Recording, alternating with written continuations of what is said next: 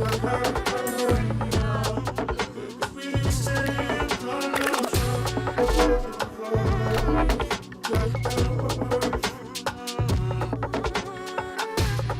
me get my microphone on. What's up? What's up, people? What a lovely midnight we're having tonight. Thank you for tuning in. Thank you for joining. I'm your host, Derek Obscure. This is Scratched Up Live number 59. And this is the last stream of the year, people. Oh boy, what a, in my opinion, horrible year for all sorts of reasons, personally and globally and nationally and all sorts of different kinds of ways. This year was awful, but we are closing it out strong. Okay, we have a packed show. It's been like 3 weeks since I last streamed, maybe 2 weeks. It feels like a long time.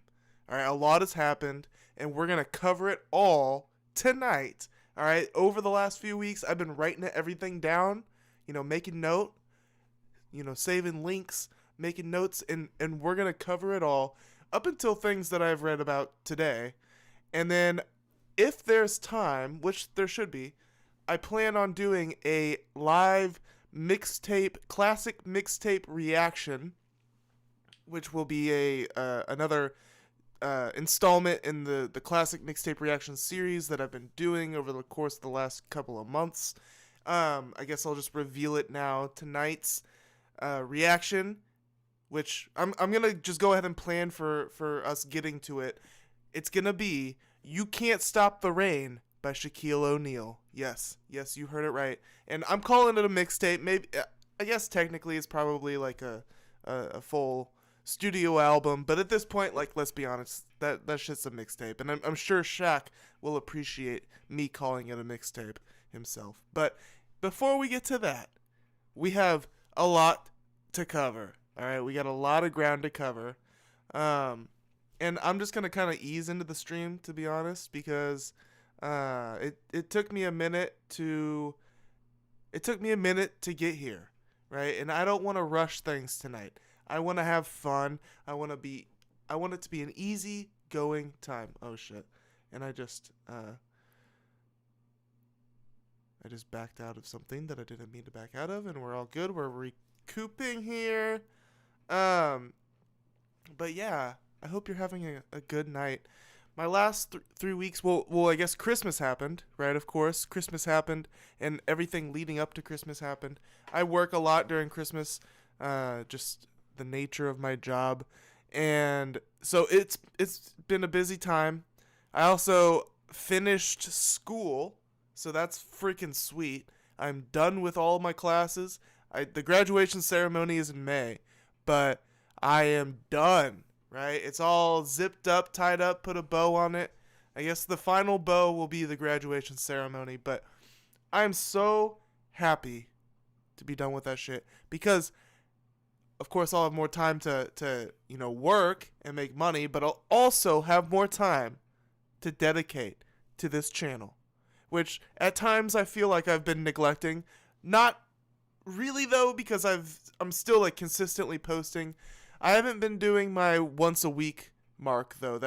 I started off strong in 2024, doing one stream a week, no matter what, and I really did that for a while, and then at some point, I guess it was some point during one of these last few semesters when things started amping up in school. And so during the semesters, I kind of dialed it back a little bit, especially, over the last spring 2025. I remember I dialed it back a bit, and then I went hard over the summer, and then I kind of dialed it back a bit again over the fall.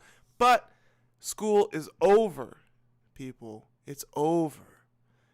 And so now I'm taking everything I learned in my audio engineering courses and applying it to my creative talents, interests in my job, of course, and much more, and just generally in life. Oh yeah, also been recording music with a friend of mine.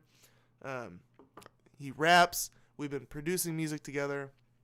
It's been fun. Just last night, he brought over he has a Teenage Engineering KO2. It's a sampler, but it's digital, but it's modeled after like an analog sampler. So, like something that like DJ Premier used back in the day and whatnot. And so we were tinkering with that, playing with that, recording stuff into Ableton with it. Fun stuff. We made 5 recordings, 5 separate songs, starts to songs at least. And he's building a catalog, and it's great fun. So I've been working. Oh, another really, really exciting thing. My music has been legitimized, officially legitimate Derek Obscure music, because I submitted a song of mine under the Derek Obscure name, right? It's the song, and I actually posted the video to YouTube, so let me pull it up, and we'll give it a listen now, right? I don't think I ever played this on stream, to be honest, which I'm just now realizing that, which is totally fine, because it's not hip-hop or anything, it's experimental electronic music, and I made this little video for it using Apple Music. Apple Music has a visualizer. And this is a song I made in class last semester, in the fall semester. See, this thing only has 19 fucking views. Like, nobody cares about this. It's like unlike anything I've ever posted to this channel, but that's fine. But so really the point is, I'm going to play it, but the point is I submitted this to an electronic music festival, and it got selected. And so I have to show up. It's in Chicago in March. I have to show up, but they're going to play this video, and my name's going to be in the brochure and everything, whatever you call it.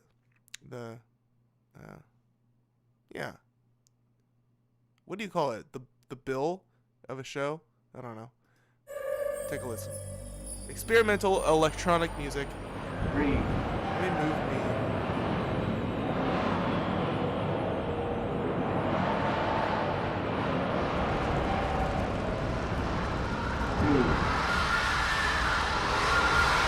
Turn it up a little bit.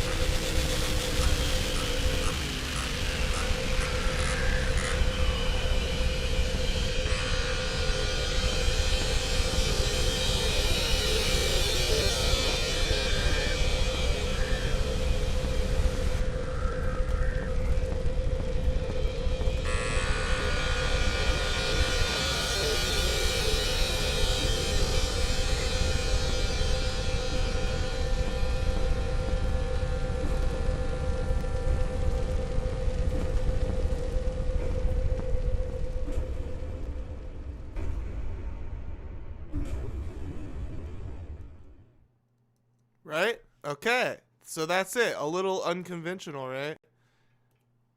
But yeah, that's going to be in the... This is the 1400 hours... Exit out of that real quick. And there's a little sneak peek there. But let me show you what the festival is. Let me give them a shout out. It's called Electronic Music Midwest Festival. And this year it will be in Chicago, Lewis University, March 13th through March 14th, 2026. And it is, put on by professionals, obviously, academics and whatnot. I'm psyched. So shout out them. Look into, if you're in the Chicago area around this time, it's free to the public, by the way. 24th annual Electronic Music Midwest Festival or something like that. shout out. We're going to be there. QDR will be there. I'll be there representing myself and QDR. All right, anyways, that's enough chit-chat. Let's get into some stories. I'm just kind of going in order of how I had them written down, mostly in chronological order. We're looking back to December 13th, just a couple days after my last stream. 21 Savage says he warned Drake not to get involved in the Kendrick Lamar feud. Apparently, the quote is, he told Drake, "There's no way you can win." And I believe it too, especially based off of those 21 Savage and Young Thug prison phone calls that were leaked or whatever that we listened to. 21 is very straight up. Like, he's going to tell you exactly how he feels. And usually that's a good thing because he's, from what I've heard, wants to maintain like a good relationship with everybody. So when he tells you how he feels, it's from a place of like constructive criticism. But 21 Savage has said that he warned Drake not to get involved in his now highly publicized feud with Kendrick Lamar. In a new interview on the Perspectives with Bank podcast, the rapper said he believed Drake came out of the infamous battle with Lamar relatively unscathed. See, now, there's no way he truly thinks that. There's no way he truly thinks that. I know he's buddies with Drake, so I don't know what's going on. He may just be under the spell, I guess, whatever kind of spell Drake can pull at this point. I mean, money can pull a goddamn amazing, powerful spell. But let's continue. But he also, 21 Savage also revealed that he had told him not to get involved. 21 Savage told hosts that he had warned Drake, quote, not to do all that shit and, quote, leave that shit alone as the feud was getting underway. But goddamn, Savage added, he felt like he was challenged lyrically, so he wanted to respond. Dude, the fact that Drake, he's so dull, that he's so delusional that he genuinely thought that he could go toe-to-toe with Kendrick lyrically. Like, lyrically, not just best song or whatever, or catchiest tune, or, Kendrick even did that. He even beat Drake in his own game. But Drake, he genuinely thought that he could beat Kendrick at Kendrick's game. Now, personally, just before any of this kicked off, if you would ask me, I've been like, yes, Kendrick, I'm 90% sure I would have said, even higher than that, honestly, 99% sure, if somebody were to be like, do you think Kendrick can beat Drake at Drake's game? I'd be like, yes. And then if you asked, do you think Drake could beat Kendrick at Kendrick's game? I'd be like, no. I'm 99% sure that's how I would have answered it, even before this beef kicked off. I mean, it's just so obvious. Just considering the discography of each of those artists up until that point, no question that could happen. But Drake, he was not so he was not so intuitive. But 21 went on to recall a conversation he had with Drake early into the feud, telling him, quote, you finna go into a battle that you can't win. There's no way you can win. Oh, that's great. That's really good stuff. And yes, we are going to watch the clip. The rapper then explained that he meant there were some situations where, quote, even if you win, you still don't win. He then said that both Lamar and Drake dropped good songs during the feud. That is true. I'm not going to cap. I'm not going to lie. Drake, he dropped some stuff. Have I listened to them much since? No.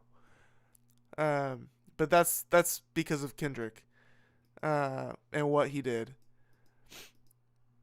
Goddamn, Kendrick annihilated him. I still can't get over it. It's so amazing. The last 2 years in hip hop have been very entertaining. We'll just say that. But before summarizing, 21 also says, the only difference is when you're at the top, where does winning put you? You can't go number 1.1, so how the fuck could you win anyway? In October, Drake filed an appeal to revive his defamation lawsuit against Universal Music Group over Lamar's diss track Not Like Us, after a federal judge ruled that the allegedly defamatory statements made in the hit song Among Them that Drake was a certified pedophile. Drake has continually denied any wrongdoing. The judge ruled that those qualified as non-actionable opinion, and they dismissed the suit. Shortly after the ruling was thrown out, stats emerged showing that Not Like Us had re-entered the iTunes and Apple Music Top 100 song charts. In the latter streamers case, this was across multiple countries. Similarly, the day of the ruling, the track was said to have received upwards of 1 million streams on Spotify. The legal battle kicked off last year when we know. In the filing, which can be viewed here, Drake's Frozen Moments LLC accused UMG and Spotify of illegally aiding and boosting Not Like Us streams in favor of Lamar, who entered a viral rap feud with Drake. So we're getting farther and farther away from what we're here for. But let's take a look at the clip here.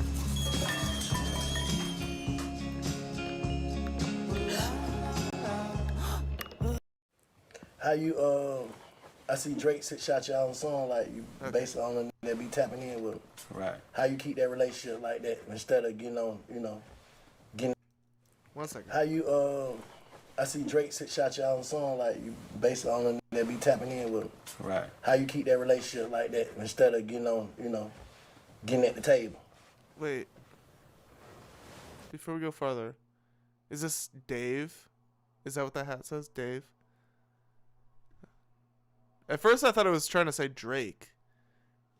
This hat is not referring to Drake, though. It's a little misleading. I mean, obviously, when you look deeper for half a second, you're like, oh no, that's not saying Drake at all. But they're talking about Drake, and I see D-E.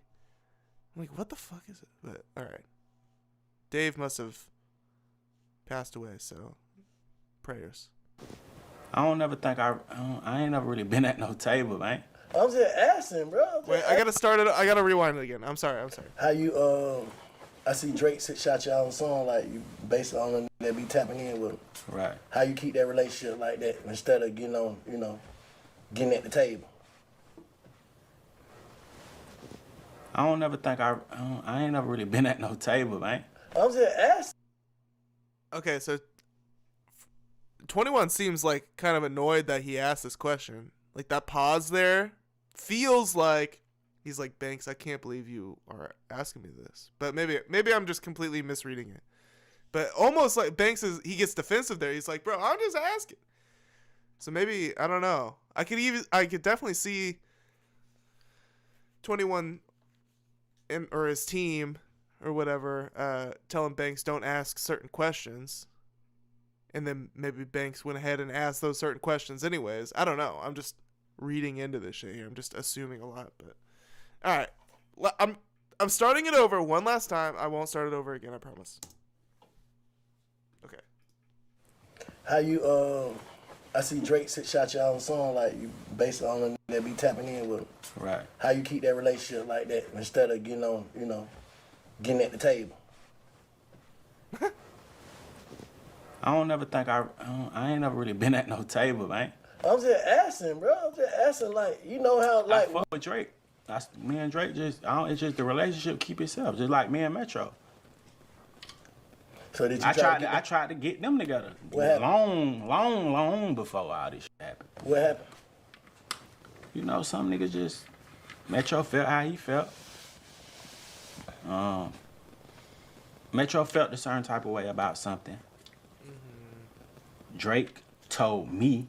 Well, see, this is just a testament to how good of a guy 21 is, because he's able to keep these relationships and separate it from the beef. And so shout out that, that just makes my respect for 21 grow even more. And Metro, that he understood where he was wrong and he apologized multiple times. But I feel like Metro just felt how he felt. But I feel like now Metro is kind of more open-minded. feel like he like. Wait, hold up. I'm realizing now that where am I? I've been missing this whole time. All right, there I am. All right. I don't know. I feel like Metro been through a lot, so you know, like I feel like sometimes the shit just don't be the right time. But I feel like in the future, the near future, we'll see them work together again. Do you think the damage is done? Do you think like Drake took a hit? Do I think he took a hit? Yeah. Nah. He's still the #1 stream this year. Yeah. I feel like he took an internet hit. Yeah. Okay. There it is. That's the real. Okay. So 21 Savage. See, that's the thing. The article didn't go into enough detail about what 21 said. I'm like, bro, he's really not seeing it for what it is. But no, he did say that Drake took an internet hit, which is very true. And that's, I think 21 is in this interview, is probably purposefully doing it, but he's underplaying how bad that is, how serious that is. It's like, he didn't take a chart hit, but I mean, you know, I guess cash is king, right? Money is everything. So if the money's still coming in like it was, who cares, bro? But then it'd be like, damn, did you take an internet hit? Because streaming, you got to go on the internet to stream. And I'm still the #1 nigga streaming. Yeah. I feel like to certain. Yeah. Banks trying to do that math in his head. It's not adding up because it doesn't add up. I mean, it does, I guess. I don't know, but it's like 21. He's being as real as he can be, you know, he's trying to toe that line. And that's the point of this whole segment, really. And we got more to talk about with 21, but he is unifying the streets, right? He's unifying the game. He is the only one trying to act as a peacemaker here. So I totally respect that from 21. People, they might say he took a hit, but I don't look at that shit like that. I don't know. I told that nigga not to even do all that shit anyway. Told that nigga to leave that shit alone. But goddamn. Dude, no, okay, so now the truth is really coming out here. He's like, he didn't take a hit. I don't really look at it like that anyways. Man, I told him not to even do that shit, man. I told him not to do it. He's really just slipping with each sentence. I don't know. I told that nigga not to even do it. This is funny. But then it'd be like, damn, did you take an internet hit? Because streaming, you got to go on the internet to stream. And I'm still the #1 nigga streaming. Dude, it really doesn't make sense, bro. Banks is doing the little mental gymnastics trying to keep up with 21 here, and Banks, you can tell it's not adding up. It really doesn't. You got to go on the internet to stream, so does the internet really hate him? Yeah. Yeah. I feel like to certain people, they might say he took a hit, but I don't look at that shit like that. To certain people, but I don't look at it like that, man. I don't know. I don't know. Told that nigga not to even I told him not to even do it, man. I don't know. do all that shit anyway. I told him not to do it So anyway. leave that shit alone. That's But hilarious. goddamn, he felt like he was being challenged lyrically, so he wanted to respond. And people chose who they. You know what I told Drake? He called me one of them days, or I called him. I think this was after the first song, the song with Metro them. And I said, goddamn. On the Future project. I said, you finna go into a battle that you can't win. Like, there's no way you can win. What you mean? When you, no matter what, bruh, certain situations, even if you win, you still don't win. Like, the what he would have got if people would have quote unquote say he won, because I don't really look at like who won or who lost if I'm still being screened the most. Like, so, but people say like, oh, Kendrick won. Kendrick, a good ass rapper though. You get what I'm saying? Mm-hmm. And some of his songs was hard. Yeah. But goddamn, Drake, I like Drake songs too. Yeah. You feel what I'm saying? But I feel like the only difference is when you're at the top, when you the #1, where does winning put you? Yeah. You can't go like number 1.1. So how the f could you win anyway? That's what I told him. Like how can you But win? it's ego involved though. Niggas ain't going for that. It's definitely ego, and it's just some niggas just love Drake. Really love this shit. Like, and Kendrick really love to rap. I don't really give a about rapping like that. Like, I do. It's funny. 21 in this is like, yo, I actually like don't even fucking like hip hop, bro. I don't even like rap. I just do it to make money. That's literally what he's saying. So I mean, that's cool or whatever. At least, I mean, he's good at it at least, so that's fine. But he makes a good point here. You know, Drake. It's a good question. Like, why would Drake even engage with Kendrick in this? And you know, it's really easy to look at it like, well, Drake's ego is so big, he thought he could win, blah, blah, blah. But 21 does make a good point, and it does track with Drake's history. Drake is a fan of hip-hop. He is. He really is. At the end of the day, you know, you can call him pop or whatever, and the music he ended up making is leaning more into pop and whatnot. But in 2009, Drake was rapping over Kanye beats, you know, rapping over Lil Wayne beat. He signed to Lil Wayne, Nicki Minaj, Young Money, all that. You know, Drake is a student of hip hop, regardless of where his career ended up, you know, in the present. So I could see why Drake personally needed to do the battle, right?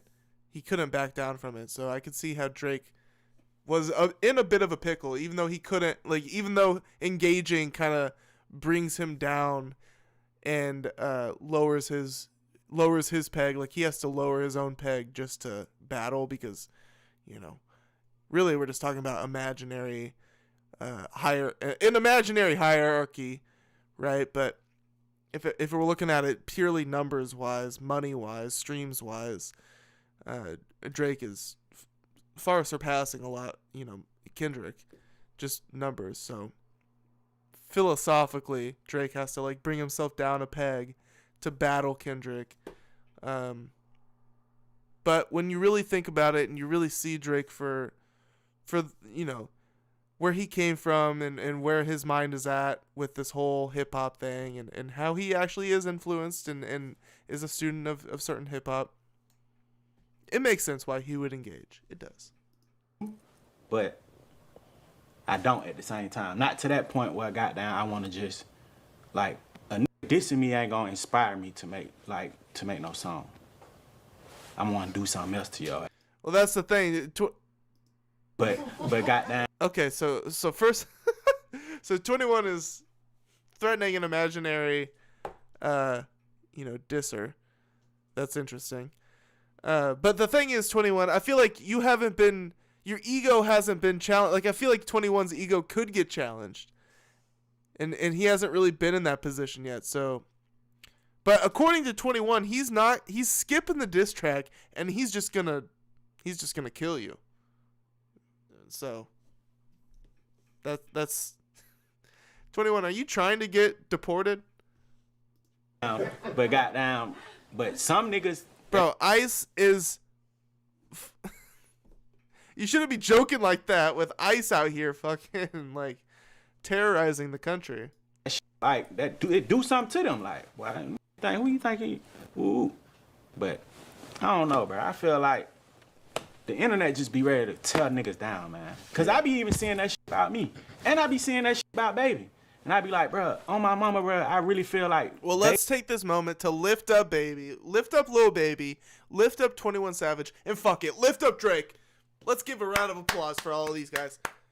Honestly, truly, their contributions to hip-hop are unforgettable, and, you know, we thank them here at QDR. Baby, he been dropping hard as a motherfucker. It is. Like, what the f*** are y'all talking about? They just want to. They tired of seeing flexing. They want to tell. They want to tell the top niggas down. Yeah, nah, for sure. So they come with it. How can you win a battle when niggas want you to lose it?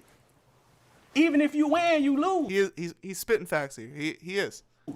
Drake should have taken 21's advice. Drake should have just been like, you know what, 21, you're gonna be my secret guide, my secret spiritual guide. No one has to even know.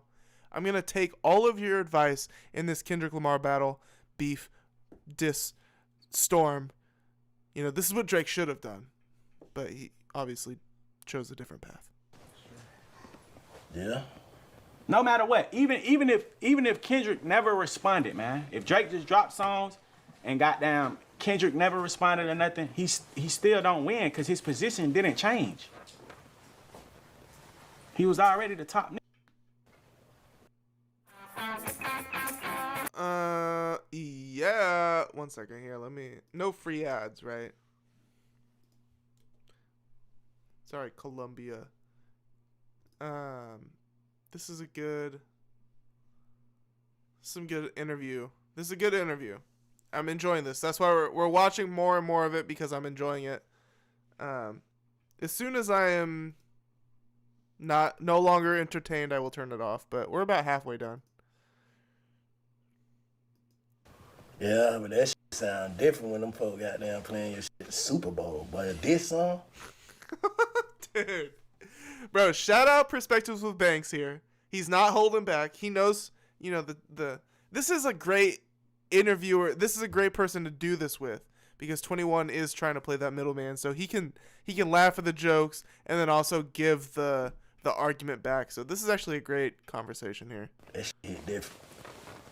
Yes. Huh? I guess. That shit different. Like, hey, numbers don't lie. But, bruh, that shit gotta feel a certain type of way, bruh. What, you talking about to hear this you at the Super Bowl? Yeah, and to goddamn them arena, them folk like, homie, Kendrick been a great artist all this time or whatever. Yeah, for sure. You know what I'm saying? Yeah. But he ain't had that look. That Drake dish run look been his biggest look. Drake couldn't get that from him. Facts. That's my point was. Yeah. You say he should just... Dude, it really does. Like, so, do you think, here's a question. Do you think Drake will ever perform at the Super Bowl? At this point, it's not looking like he will. He's probably like boycotting it at this point. And if that never happens, I mean, that's kind of a big deal. One of these artists has performed at the Super Bowl, the other hasn't. That's something. I don't know. Going into the future, maybe that'll mean, less and less going into the future. But right now, that's a pretty goddamn big deal. Like, it's kind of a separator between, like, a superstardom separator. I don't know what a better word for that is, but there's a separation there.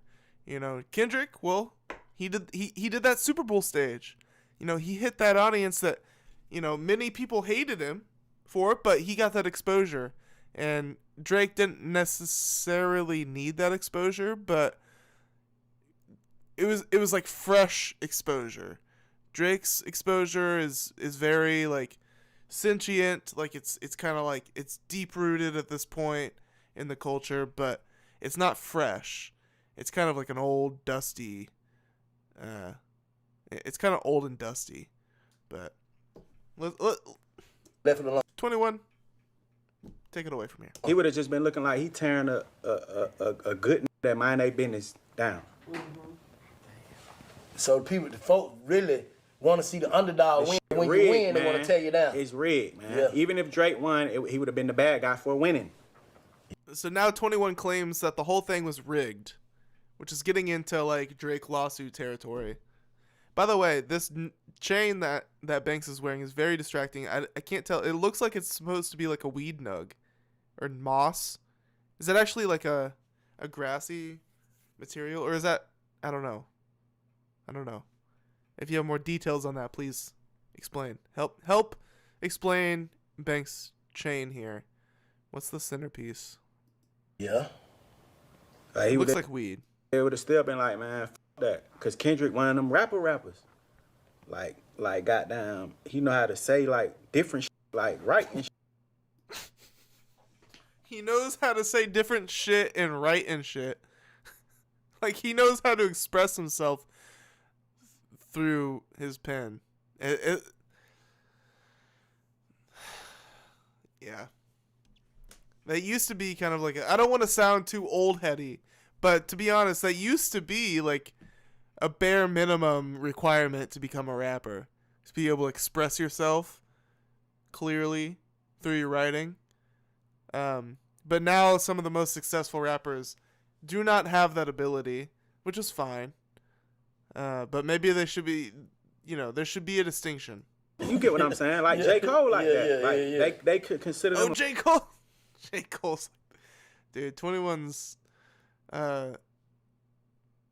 21's playing a different game than Kendrick and J. Cole. We'll just say that. Like for sure. The holy MCs, MCs. Master So MC really can't lose. You can't lose if you an MC for real. But Drake an MC for real. But he got down make hits too. But so does Kendrick, bro. 21 just caught himself low key accidentally dissing Drake, and so he's trying to run D for what he's saying. But it's not making sense, dude. Kendrick also makes hit.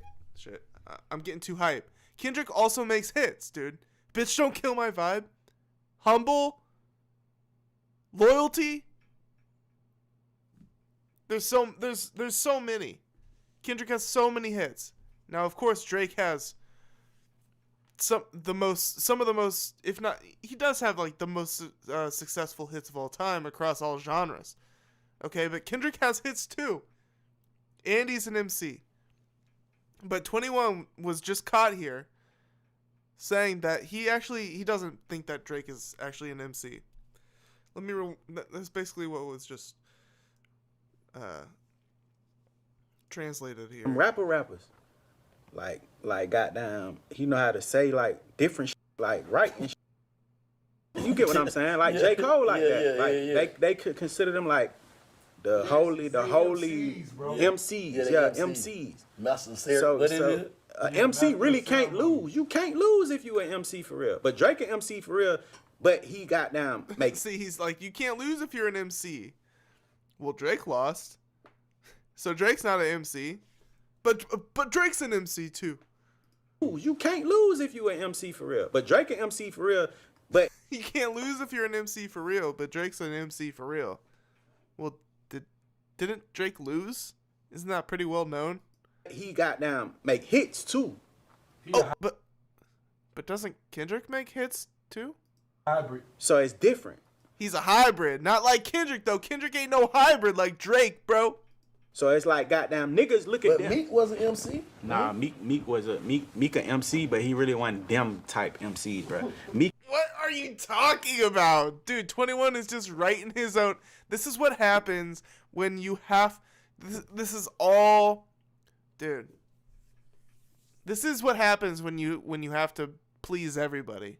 When you have to please everybody, you're just making up excuses, writing fucking history in the moment. It doesn't make any sense, 21. This doesn't make any sense. You're scrambling, dog. You can't just going and just making no. Meek Mill, if you know about Meek Mill's come up, which of course 21 does, then you know of course Meek Mill is an MC. Of course he is. Just because he didn't make as much money in the charts does. Hold up, let me. So it's like goddamn niggas look at them. Meek was an MC. Nah, Meek was Meek an MC, but he really wasn't them type MCs, bro. What does that mean, dude? That's what I'm talking about. What do you mean he's an MC, but he's not one of them type of MCs? Why not?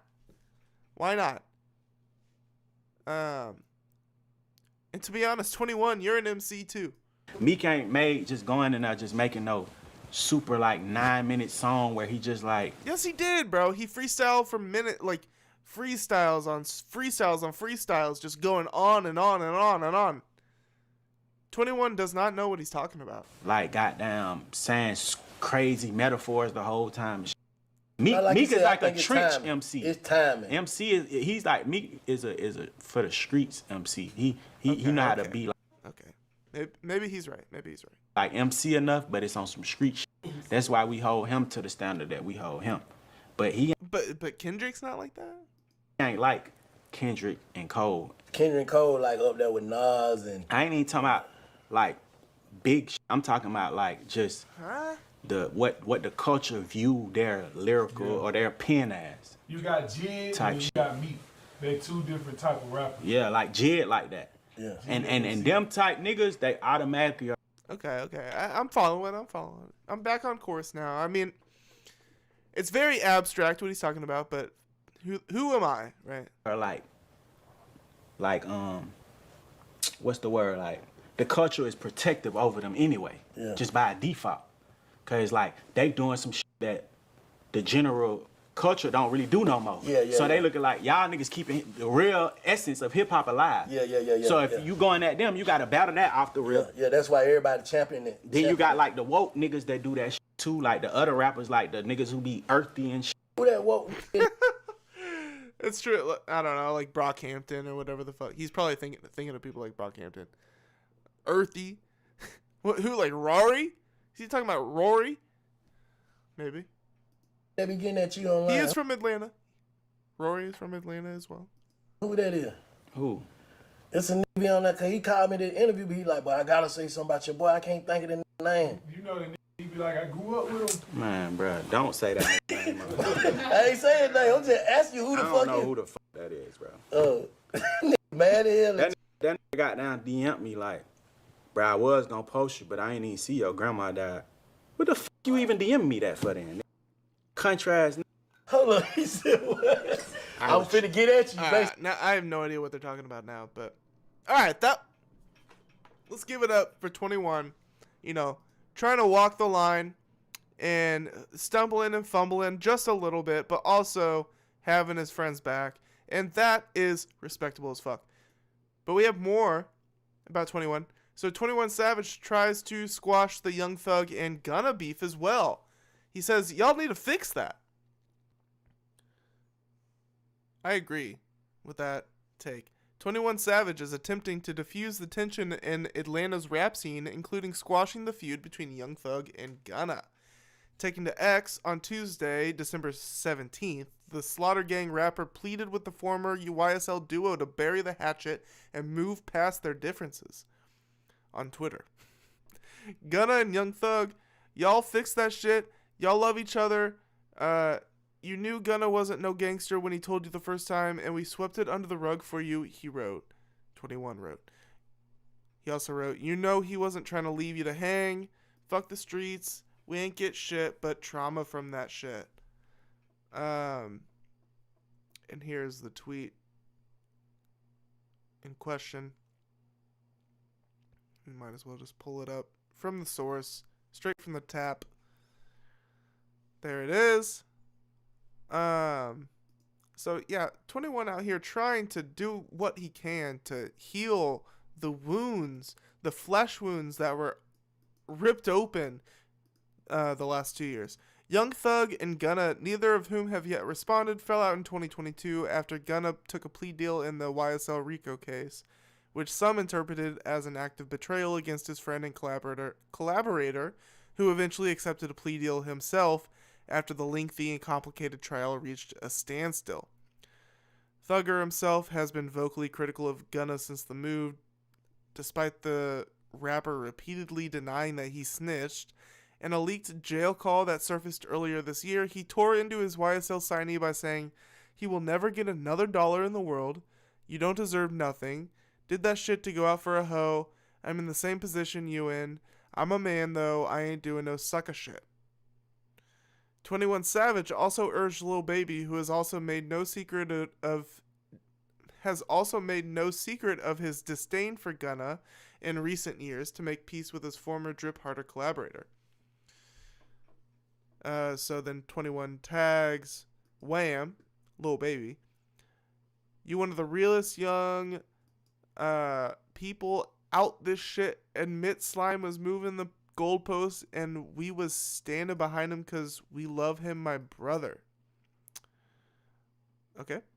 Elsewhere in his posting spree, 21 attempted to patch things up between Quavo and Offset, whose on and off relationship in recent years, coupled with Takeoff's untimely death, has cut short Migos' successful run as a group.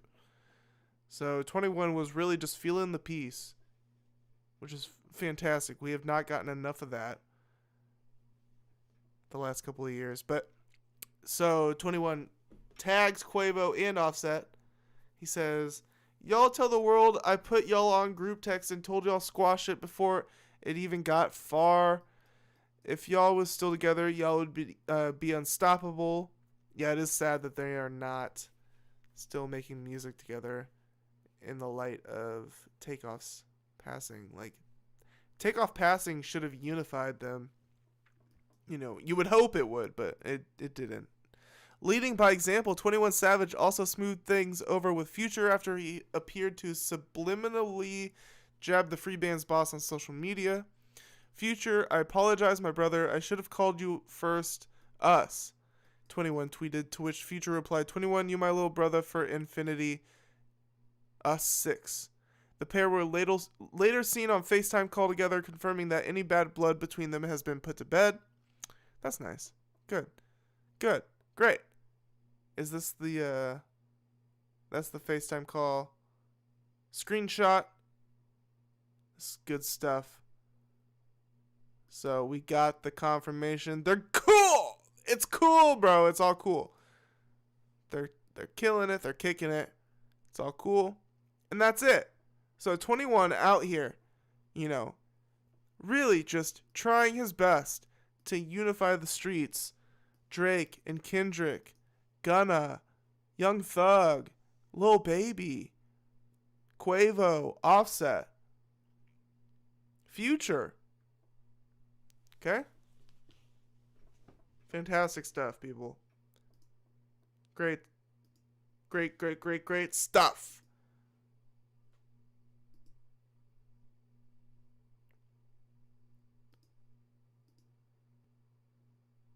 Let's see what else we got. I got a lot. Okay, wait. We're not done with that. I think we actually are. But I've got a couple I got another link. This is the Quavo. Oh wait, so this is just talking about everything. Again, I guess. QCP, so here 21 Savage says, I told you to your face you did wrong at the party, but I never bashed you on the internet because it would have made the city look bad. He was putting all the youngs, and that would have fucked the money up. Last year I was the realist for trying to stop Young from exposing Gunna, and now I'm fake. Those are more tweets. He tagged QC in that first one. Okay. Alright. Here's something else. Good segue, because we got more Drake news, or more Drake rumors. The rumor mill is spinning. But here, so recently, Ebro from Hot 97, right? Pretty sure. Yeah, Hot 97. He had a show, Ebro in the Morning. Well, it got canceled, right? This has been on for years and years and years. Well, all of a sudden, it is no longer on the air, okay?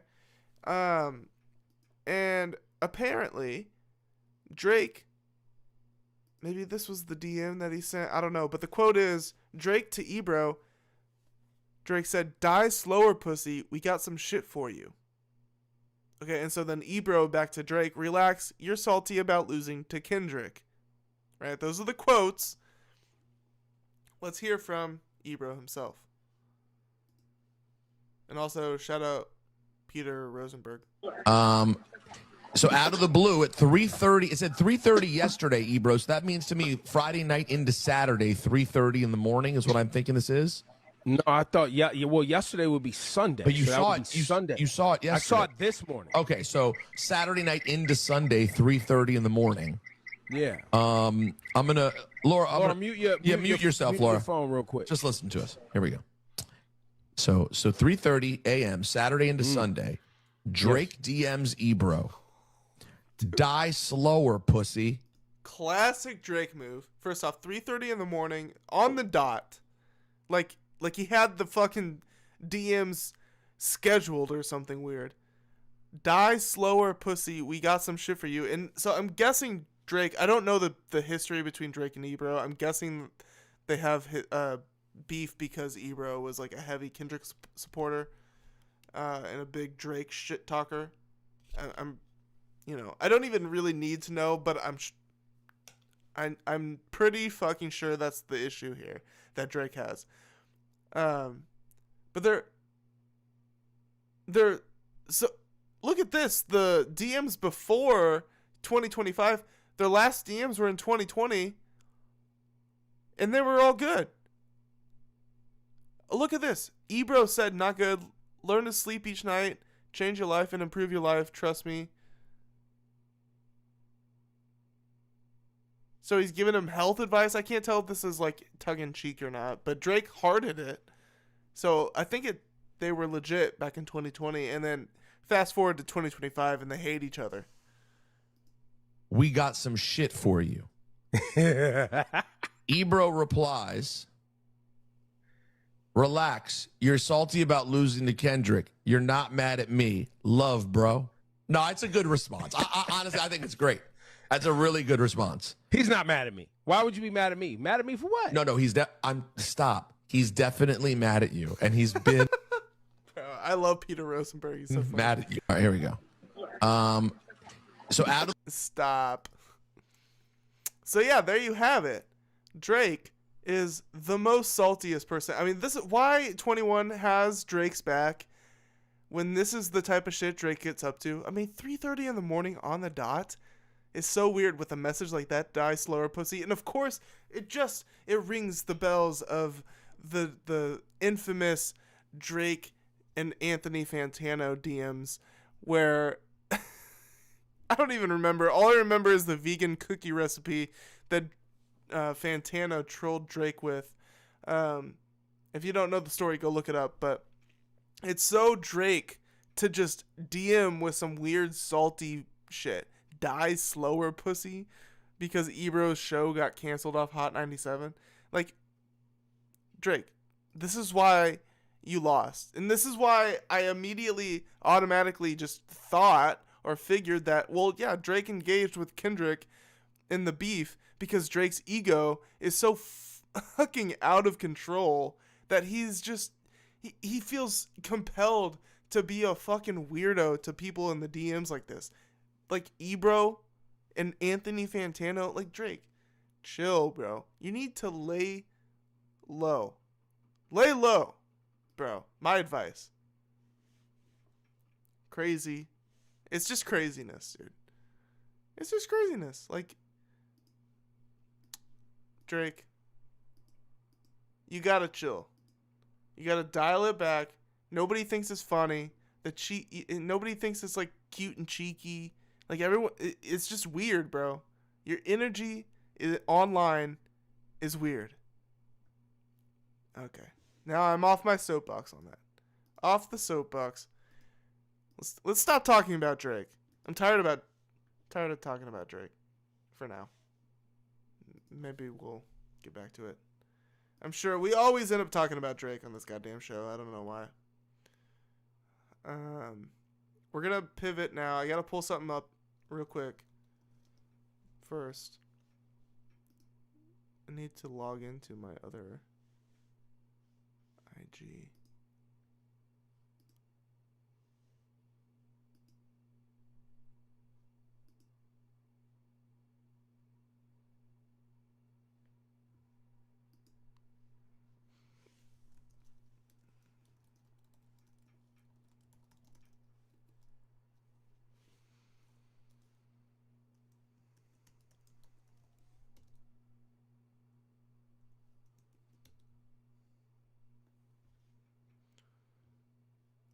Well, wait a second. I have my phone, actually. I don't need to necessarily do it that way. Okay. Let's get back on track here. So, all right. There is a Instagram account that I use as a source oftentimes for this channel. It's called BelowTheHipHop. If you're into hip-hop news and shit and you're a big Instagram user, you may be familiar with this account already. But I've been following them since the start, nearly since they started. I can't necessarily remember when. I think it was like 2020 or so, 2019 maybe. I've been following this account for years. Now they have 150,000 followers, right? If my shit would load, which I guess it's not. But so the point is, their account got suspended, or not even suspended. It got like quote unquote deleted. Like their shit got blocked. They got banned from Instagram. An account with 150,000 followers, which really sucked for me personally because I use it as a good source, because this is like it's one dude running the channel, and they post good shit, interesting hip hop happenings, and you can go follow it. So spoiler alert, I guess, for the story here, but they did get the channel back, but it was banned for copyright infringement because I don't know why. Several reasons, I guess. Somewhat like, I think that, you know, they would post music for sure, other people's music, but not more than other people that I noticed. So I think that they were also getting, reported, a lot of reports happening on this channel, and for some reason Instagram is just being really, really dumb. Let me see here.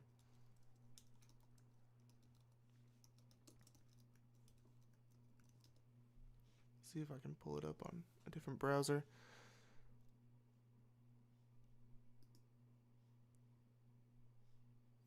Here we go.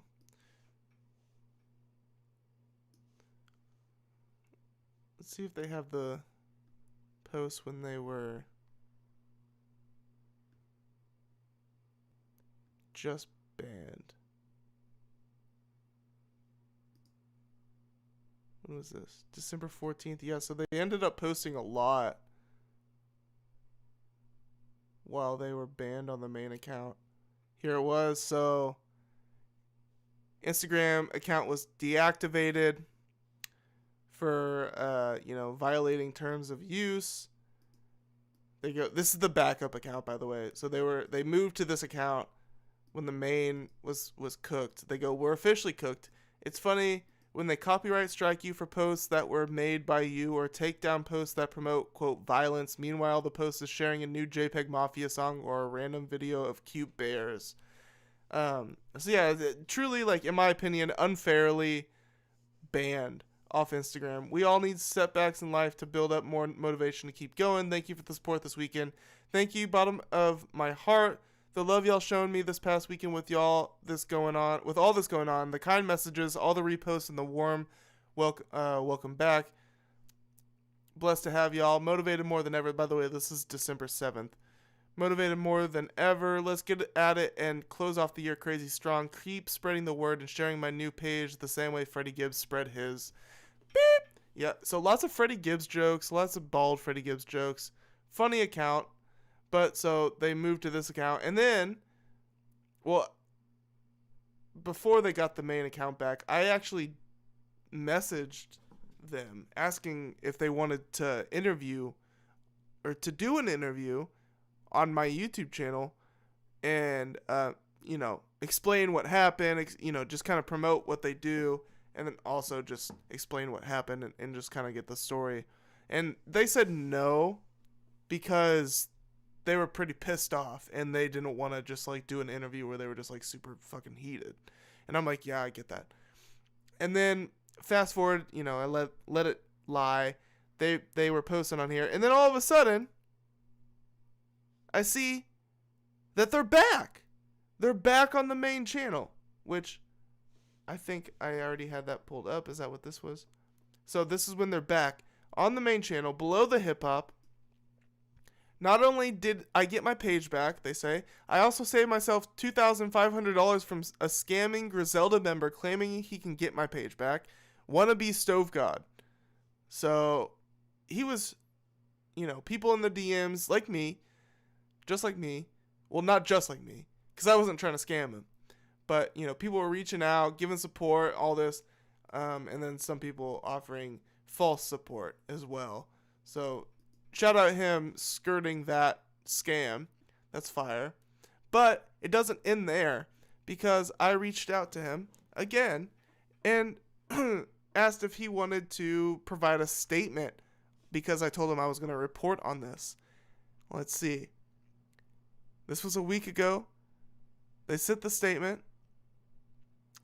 I said, yo, I'm a report on your IG situation. Can you give a statement on how you got the main channel back?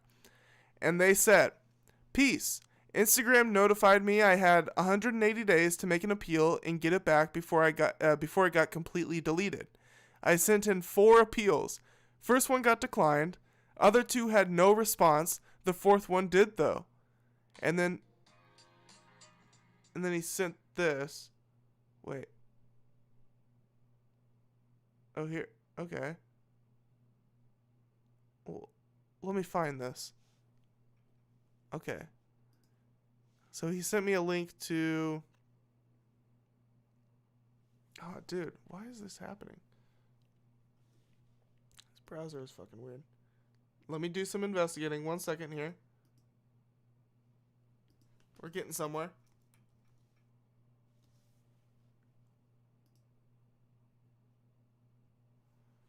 So I'm looking for a specific post.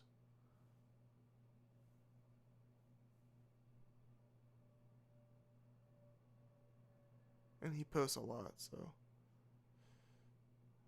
Give me a second. Give me a second. Okay, I found it. So here's the post.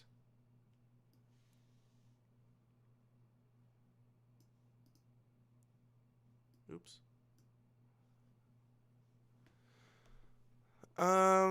So this is the email that he received from Instagram. You're back on Instagram, Below the Hip Hop. You can use Below the Hip Hop again. Thanks for taking the time to request a review. We reviewed your account and found that the activity on it does follow our terms of use on intellectual property, so you can use Instagram again. We're sorry we got this wrong and that you weren't able to use Instagram for a while. Sometimes we need to take action to help keep our community safe.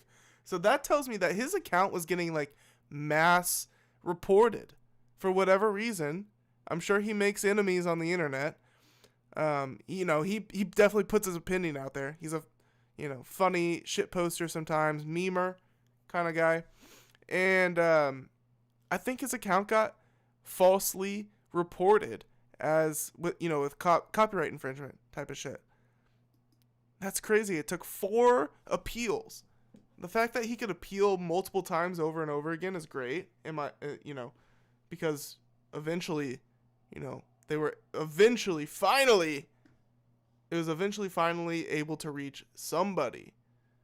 But so if you definitely go follow this account, right? But also follow the backup, Below the Hip Hop _ just in case. But lots of great information on this account. And let me see if there's any more messages. Oh yeah, he continues on. So he sent me this post here. And then he also goes, I have no clue what exactly did it though.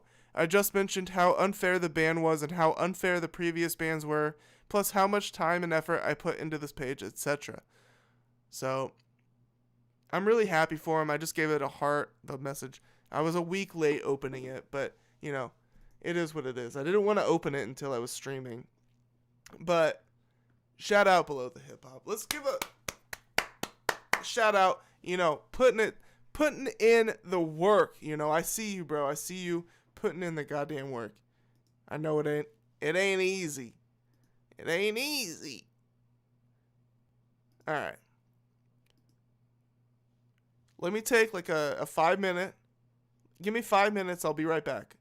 Okay? I need to get some water. My throat's getting a little dry here. We got Nicki Minaj to talk about next. We got Lil Wayne's children to talk about after that. We got Kendrick Lamar to talk about more. We've got Beyonce to talk about. We got Fat Joe to talk about. And we also have Almighty M80 to talk about. A lot about Almighty M80. And so I'm saving that for last because I got a lot of different things to hit with him. It's been a minute since I last talked about anything he's been doing. But my God, he's been doing a lot. He's been doing a lot. And it's all great stuff. So we'll get to it all. Should I do the Shaquille O'Neal thing tonight? Mixtape reaction? I think I will. I know it's late, which doesn't mean it. It's getting late, so hopefully I don't get too tired. But I'm gonna take 5 minutes. We're going to come back, knock out these few last, handful of stories. And then I think I'm going to do the classic mixtape reaction. And then we're going to talk about Almighty M80 after that. All right. Sound like a plan? Good. I'm happy to be back, 3-week break, 3-week breaks. I've been wanting to stream. It's just like last week was insanely busy. So I meant to stream last week, but I couldn't get to it. I just couldn't with Christmas and all of that. But we're locked in, people. We're locked in. I'm excited for the new year. Oh my God. I've been working all month, all of December. I have been building my 2025 albums of the year list.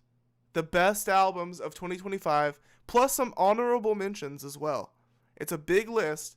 It's not huge. It's not extremely big. It's 18 albums that I've ranked my favorite to, not least favorite, but like I've ranked them number 1 through 18, and then also like 15 honorable mentions. And it took so much time, and I knew it was going to take this much time because I wanted to listen to each one of these albums that I had, selected, like these, contenders or whatever. And I wanted to listen to each one and really just take my time feeling each album and building a good list, and then also doing the ranking, which, so it's taken all month, and it's done. I've made the list graphic that I'm going to post on social media, and the first stream back in the new year, we will review that. It's going to be an extravaganza of a stream. It's going to take a while. I'm going to make a PowerPoint with each of the albums, and it's going to be great. We're going to listen to some of the music as well. So that'll be the first stream back in the new year, and I'm psyched for 2026. I am. All right, so 5 minutes. I'll be back. Hopping right back in here. So Pitchfork ranked Nicki Minaj's entire digital footprint as the worst moment of 2025 in hip-hop. From harassing Jay-Z, fighting SZA, threatening to beat Culture, who is Cardi B's daughter, and calling her and Blossom, I don't even want to say it, pretty much a slur, calling them monkeys, wishing death upon Cardi B while she was pregnant, shading Beyonce, mocking Kamala Harris for losing the election, becoming MAGA, following Donald Trump to attacking the entire trans and LGBTQ community. Nicki Minaj didn't fail to prove how much of a horrible person she is throughout the year. Now, in my opinion, this is Pitchfork who did this, right? Yep, Pitchfork ranked her entire digital footprint a 1.4. This is the funniest thing Pitchfork has ever fucking done. A media company that I'm not necessarily a big fan of, usually just because of the way that they review albums, and I think it's, first off, the way that they review albums doesn't make any sense. It's so inconsistent, and they're such horrible reviews almost always. Well, really, that's why. That's why I don't like them. And their takes are awful, and it just doesn't make sense. The way that they review albums. But this is actually fucking awesome. I want them to do more of this, just like rating cultural moments. And I actually need to grab another source here because I need to just get it from the source.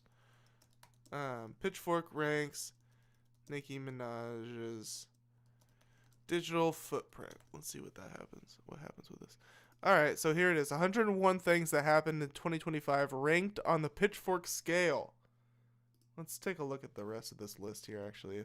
If that one is so good, there must be other good shit. I see Mamdani and Justin Bieber and JoJo Siwa and Katy Perry in space.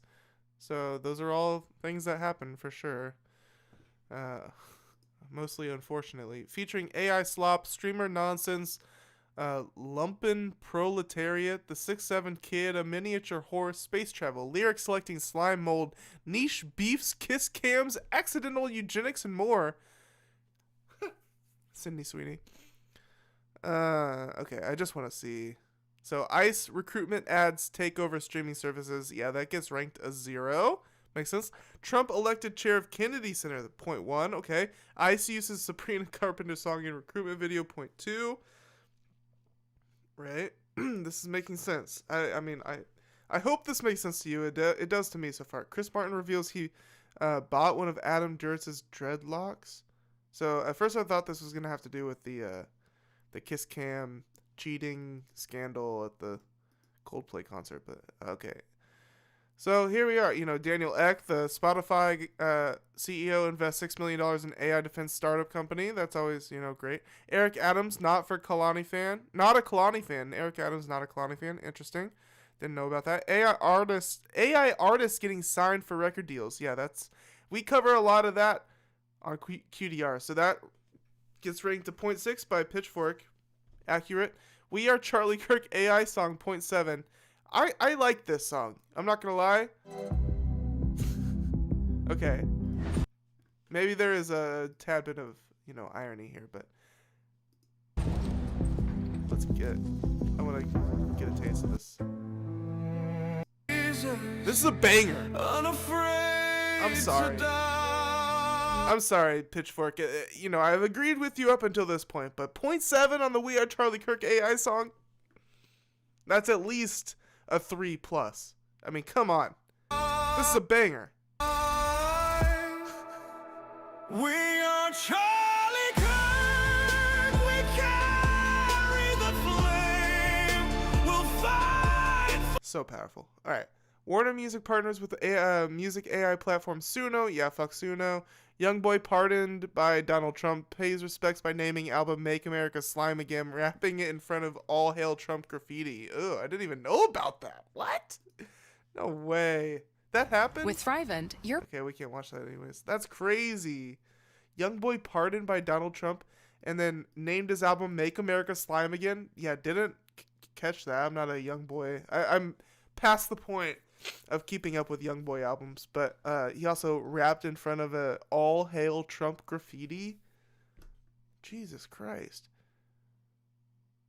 Iron Mouse performs at the Streamer Awards in partnership with Warframe and Marco Meatball. Okay. Drake rebrands as streamer, lets Aiden Ross call him Obs. Yeah, that was actually, yeah, that was a great moment. Again, I'm kind of disagreeing with the just philosophy of the rating. I mean, to me, that's a great moment. So I don't know like how they are rating these.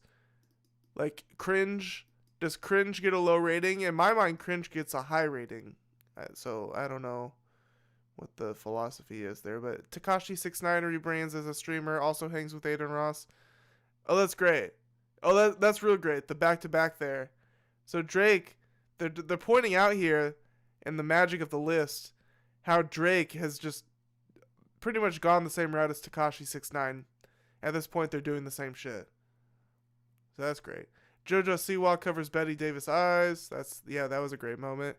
Nicki Minaj's entire digital footprint. Here we are. 1.4. Okay, so yeah, this is good. I like that. And here's the digital footprint. I think it just links to her to her Twitter. That's good shit. But it looks like she's scrubbed her Twitter recently because the last post was January 21st, 2024. So it seems like she's deleted everything right up until the point that she went MAGA, which is an interesting move. So, go check out the rest of this list yourself. This is great stuff. Firefest scammer Billy McFarland's new festival, Phoenix, has begrudgingly good name. Yep, and it actually kind of went off. It happened. If you didn't know, Phoenix, which is Firefest 2, essentially, it happened. Okay, and and people performed and people were entertained, and you should go check all of that out. But you should also check out the rest of this list on your own. This is fun. That's real fun. Okay. Nicki Minaj's entire digital footprint ranked a 1.4. Moving on, Lil Wayne's children revealed difficulties at school due to their father's fame. So, you know, unsurprising, I guess, but I clicked on it because I'm not too aware. Like, I feel like I don't know too much about Lil Wayne's children, and that's on me because apparently Reginae Carter has her own podcast, so I could be, you know, learning all sorts of things, but I don't. But this did make the news. Reginae Carter has reflected a lot on her father, Lil Wayne, on her Airtime podcast, even recalling how some of Wayne's affiliates cost her collab opportunities. On the most recent Christmas episode of the show, Reginae's siblings Dwayne Carter III, Cameron Carter, and Neil Lil Novi Carter joined her to talk about their father, their careers, their family dynamic, and much more. However, one of the most interesting parts of the conversation was when they discussed how Lil Wayne's fame impacted their personal connections in school settings. Apparently, it was hard for them to feel validated and seen for anything other than being a legendary rapper's child. The quote is, or I guess, yeah, this is Cameron. So Cameron shared, I would say growing up, my first impression of school was different because I would walk around and hear like, oh, that's Wayne's son. I was little, so I didn't really get it, and I didn't like it. Reginae said she liked the attention before he continued. At a young age, I didn't like it because I wanted to know who would be my real friend. I didn't care about the attention. I wanted to actually garner real relationships. That was hard, and I had to learn how to do it, but once I got acclimated and once I got used to it, I found the right people, and it was fine. But it was for sure difficult at the beginning, for sure. I mean, what childhood isn't a little bit difficult? But Dwayne the Third said, they would all be pressed about me the whole time. Dwayne the Third said of his terrible personal private school experience before moving. And rich kids kept trying to ask me crazy questions. You don't know how many crazy questions people done ask me. And the funniest part is the people who started to care less was when I went to public school. On the other hand, Reginae Carter reflected on her own experiences and said she had to learn to avoid people trying to take advantage of her family connection. While Neil didn't chime in regarding a specific topic, Lil Novi loves Lil Wayne and is following in his footsteps as an artist. So maybe he has a different perspective, but he seemed to connect with what his brothers were saying. That's an interesting, extrapolation from the writer here.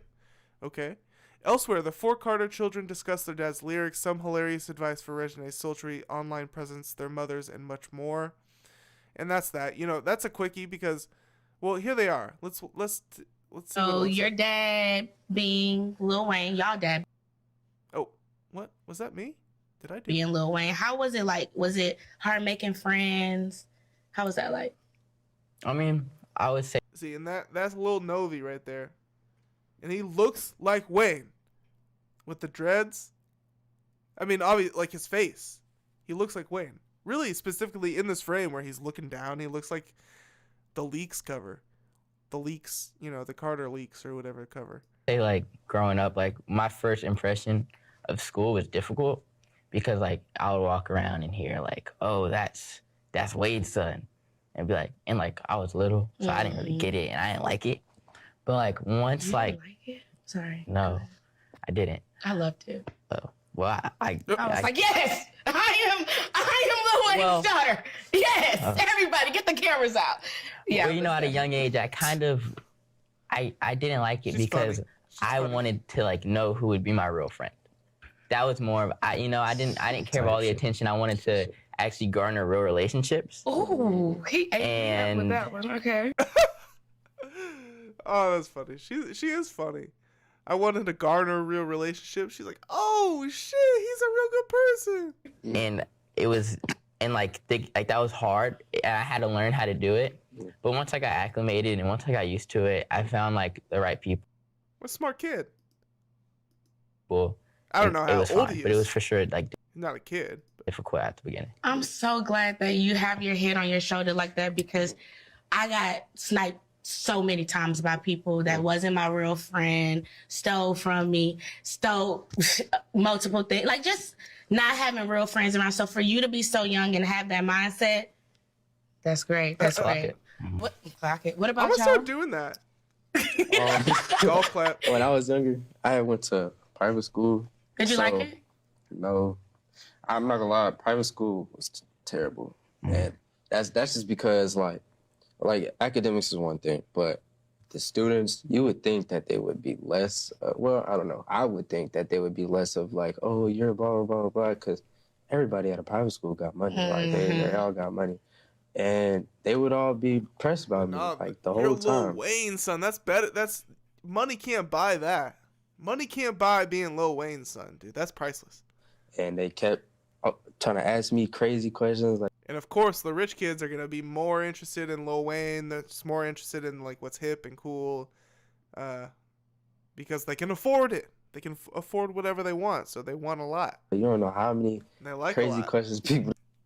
Okay, this is good shit. How many? And by the way, Reginae Carter, she's giving me like That's So Raven energy. You know, like Raven Simone from the character though. Raven Simone character in the show. She's definitely giving me Raven energy, and I fuck with that.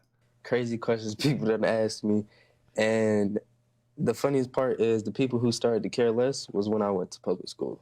I begged to go to public school. Yeah, the people who don't look how much he looks don't really like got Wayne. as much as the people in private school. It's because they don't care. Like they don't care about all that. Yeah. So growing up, I hated that. I'm not gonna lie. When they ask me all those questions and stuff, because it's just like, what makes you ask that?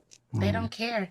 And also, it's like they're kids too, and they're just watching TV or listening to music or seeing the whatever. Now y'all have so many like more like what's the word I'm looking for? Access to things. So I know they're seeing and hearing a lot. So they like, wait, this is the Sons? I want to know. Maybe we might get a little scoop.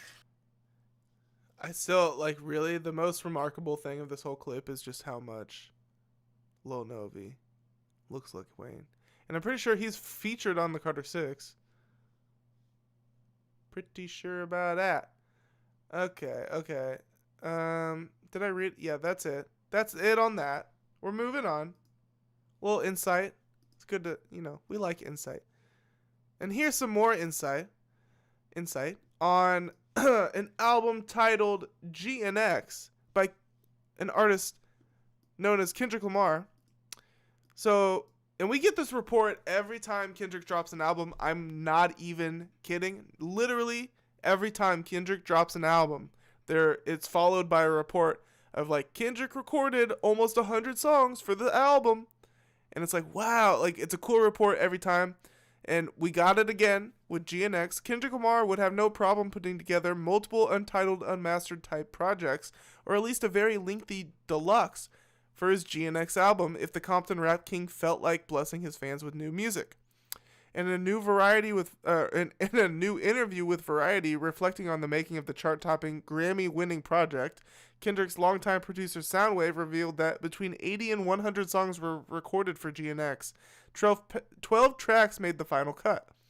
It's further revealed that Kendrick began making the album back in 2022, almost immediately after the release of Mr. Morale and the Big Steppers. So that's another fact. I didn't realize that. I kind of thought, like most people, just assumed that most of GNX, and maybe most of it did, but I just figured that he didn't really start working on it until like 2024. I don't know why I figured that, but I did. But he started back in 2022, right after the release of Mr. Morale. And the album originally had a funky West Coast groove sound before the likes of Jack Antonoff and Mustard were brought in to push it to the next level. Mustard was an especially important piece of the puzzle, lending his signature sound to standout tracks such as Hey Now and TV Off. For the latter, the multi-platinum producer actually sent 2 separate beats to Kendrick, who delivered a stroke of genius by combining them to make the Super Bowl status anthem it is today. I never asked Jack or Soundwave who put those 2 beats together, Mustard told Variety. I was just like, that was great.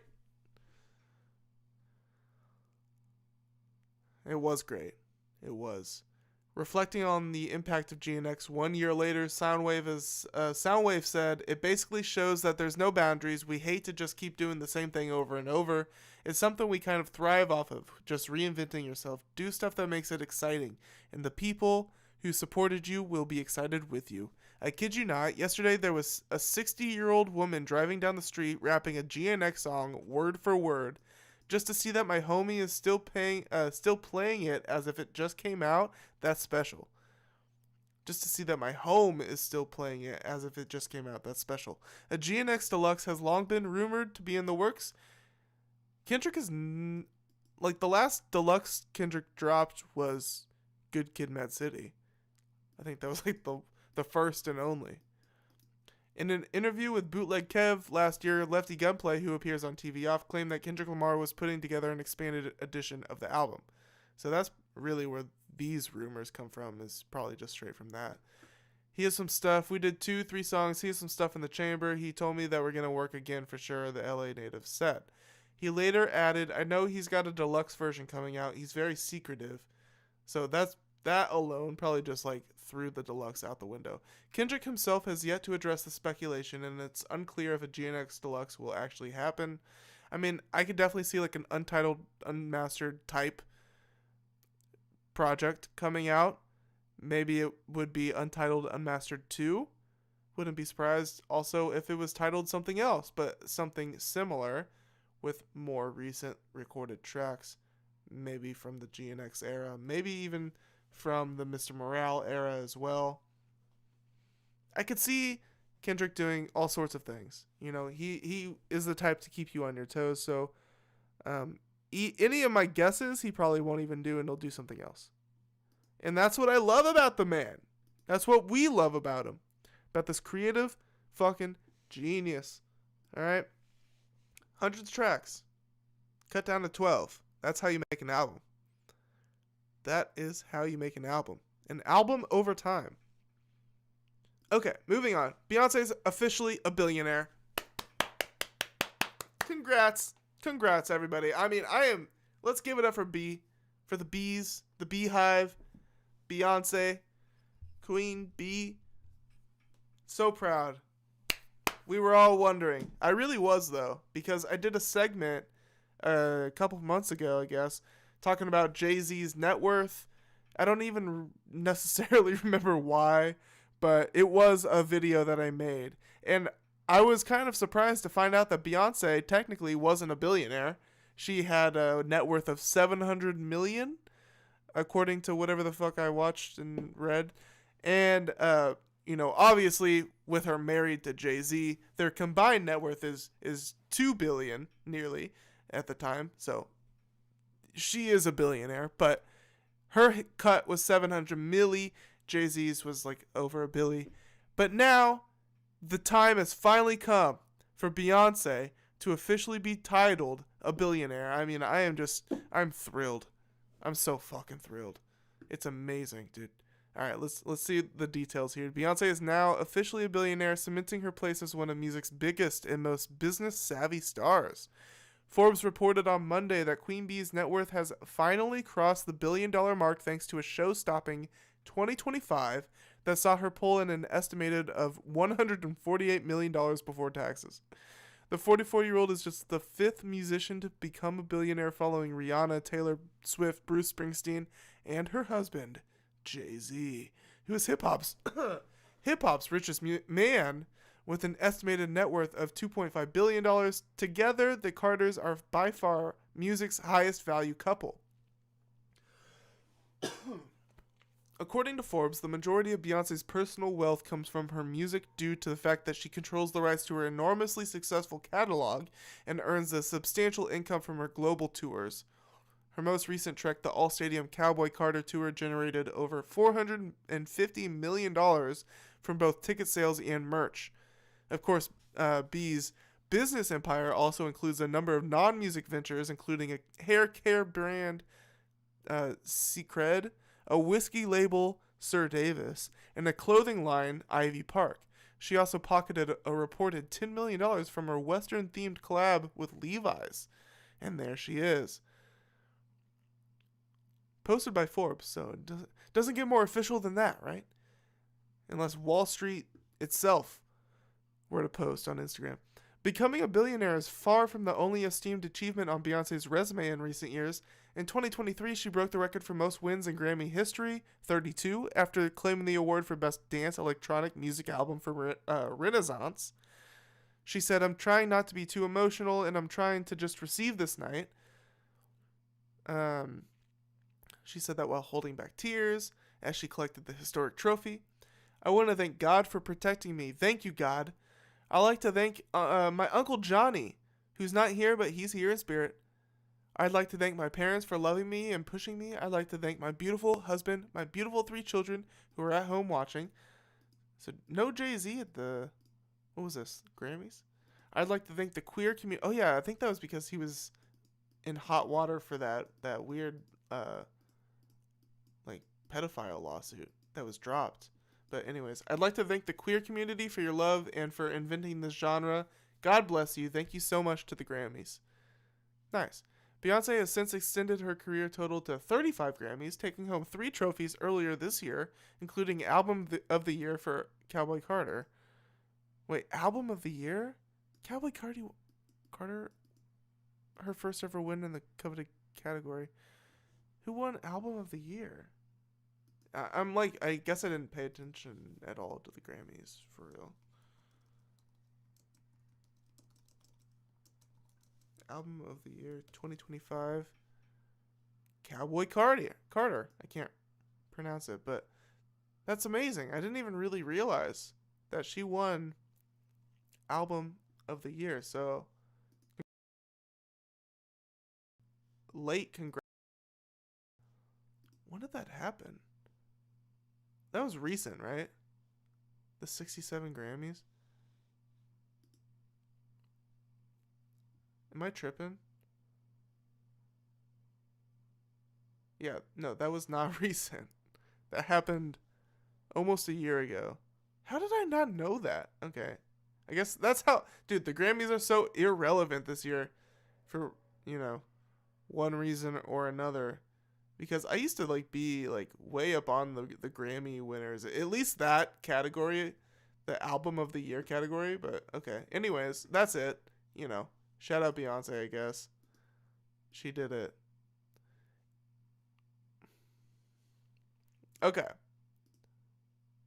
Fat Joe. Before I get into this, you need to go check out, after this live stream, go check out the video I just posted about Fat Joe. And we've got more Fat Joe news now. So I just posted that video before I went live. It was about Adam Killa brutalizing Fat Joe. Just absolutely brutalizing him. It's hilarious. It's a very short video. But here we got Fat Joe back in the news as he claims he once beat up Young Buck. And then he gets a diss song response from Young Buck, I guess. This was posted on December 22nd. But Fat Joe and Young Buck's feud has been reignited after the Terror Squad capo claimed that he once beat up the former G-Unit soldier. On the latest episode of his and Jadakiss's Joe and Jada podcast featuring Tony Yayo and Uncle Murda, Joey Crack shared a previously untold story about the time he allegedly put hands on Buck at the height of his beef with 50 Cent and the G-Unit in the mid-2000s. "I caught Young Buck during that time. He got two-piece legended." Legended? What? "That tried to front on me," he said to Jadakiss, Uncle Murda, and even Tony Yayo's surprise. "So I'm at a winter jam in Chicago. I had my goons with me. Everybody's on the bill. Young Jeezy, Fab. There was a lot of witnesses. I'm coming off stage." Wait, so let me get this straight. Who is this saying this? This is Joey Crack saying it? Yeah? Joe and Jada. Okay, I'm following now.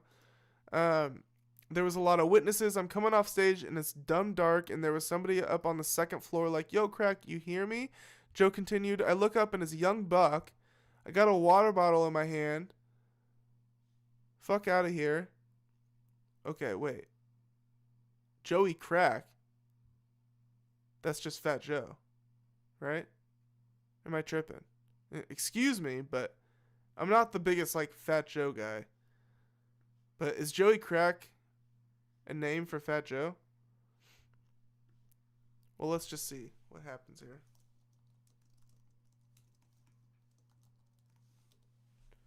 Yeah, that's Joey, Fat Joe and Jadakiss. Okay, so this is Fat Joe, obviously, duh, because that's the title of the fucking story.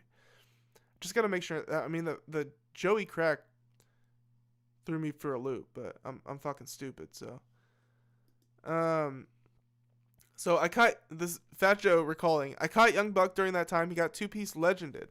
He tried to front on me. He said to Jadakiss, Uncle Murda, and even Tony Yayo's surprise. So I'm at a winter jam in Chicago. I have my goons with me, Fat Joe says. Everybody's on the bill, Young Jeezy Fab. There was a lot of witnesses. I'm coming off stage and it's dumb dark, and there was somebody up on the second floor like, yo, Crack, you hear me? Joe continued. I look up and it's Young Buck. Excuse me. I got a water bottle in my hand. Fuck out of here. I throw the water bottle at him. I said, come down, pussy. I'm going crazy. I just black out. So I'm waiting for him to come down the staircase. He had a bunch of Chicago dudes with him too. So the cops come and form a barricade to close the staircase so he won't come. He took too long to come down, by the way. So when he comes down, he tries to tell me, yo, this ain't got nothing to do with, but he was just talking crazy. He was teasing me to see if Fat Joe is pussy. Fat Joe then claimed that Young Buck poked his head out just 1 second over the cops, enough time for Joe and his entourage to land a flurry of punches on the Tennessee native. Even the barber hit him, he joked. So Fat Joe's claiming that they landed punches on him. Dude, Fat Joe is one wild-looking motherfucker. He really is. All right, anyways, the lean-back hitmaker then claimed that Buck began copping pleas and attempted to convince Joe that he meant nothing by his initial comments. We had beef with y'all. We're not elaborating on that. But you know what the biggest shit used to get me mad? When you used to do this. Yeah, This nigga talking to me. This nigga right here. That nigga know he doing his shit. You know what this is. You know what's crazy? Oh my God. Everybody we beef with, I looked. They thought it was this? Everybody we beefed with, I looked up to. I be in my man Fat Shot basement, rest in peace. DJ Rough Hands. I'm playing your first album. I'm playing, like, I'm a fan. I'm listening to Cam. I'm listening to Jada. So we in the basement listening to y'all. So for me, it's like, I didn't have no beef with nobody, but, 50 was the bad guy from How to Raw. Remember when Pun dissed him on the first album? I was kind of excited about that. Rest in peace to Pun. So we in the car, capital punishment. Yeah. Oh, God, I take 50 head off. 50 said rapper real funny, get your nut off. In real life, you don't know me, I blow your motherfucking head off. Look, we was. Don't forget the Fat Joe bar. What was it? She was 16. I waited till I touched the cat. It was something like that. Go watch the video I just posted about Fat Joe. So I'm in the basement listening to y'all. Said my name. Even Jay, I'm about $1. What the fuck is 50 cents? We was excited. Oh shit. Yeah, that shit reached. And know who he is. In the middle, you are. You like, the height of our shit. We going to LAX. I'm flying home. It's me and Groovy. All right, shout out Jadakiss. All right, I'm not watching all this actually. I'm backing out. It's too long. But anyways, that's not how Young Buck remembers things, though. The former G-Unit rapper fired back by dropping a diss song aimed at Fat Joe called Cappuccino, on which he attempts to set the record straight about their alleged scuffle. Oh, we gotta listen to that shit. We gotta listen. Let's go check it out. 1 second here. Let me go find it. Oh, this is fun.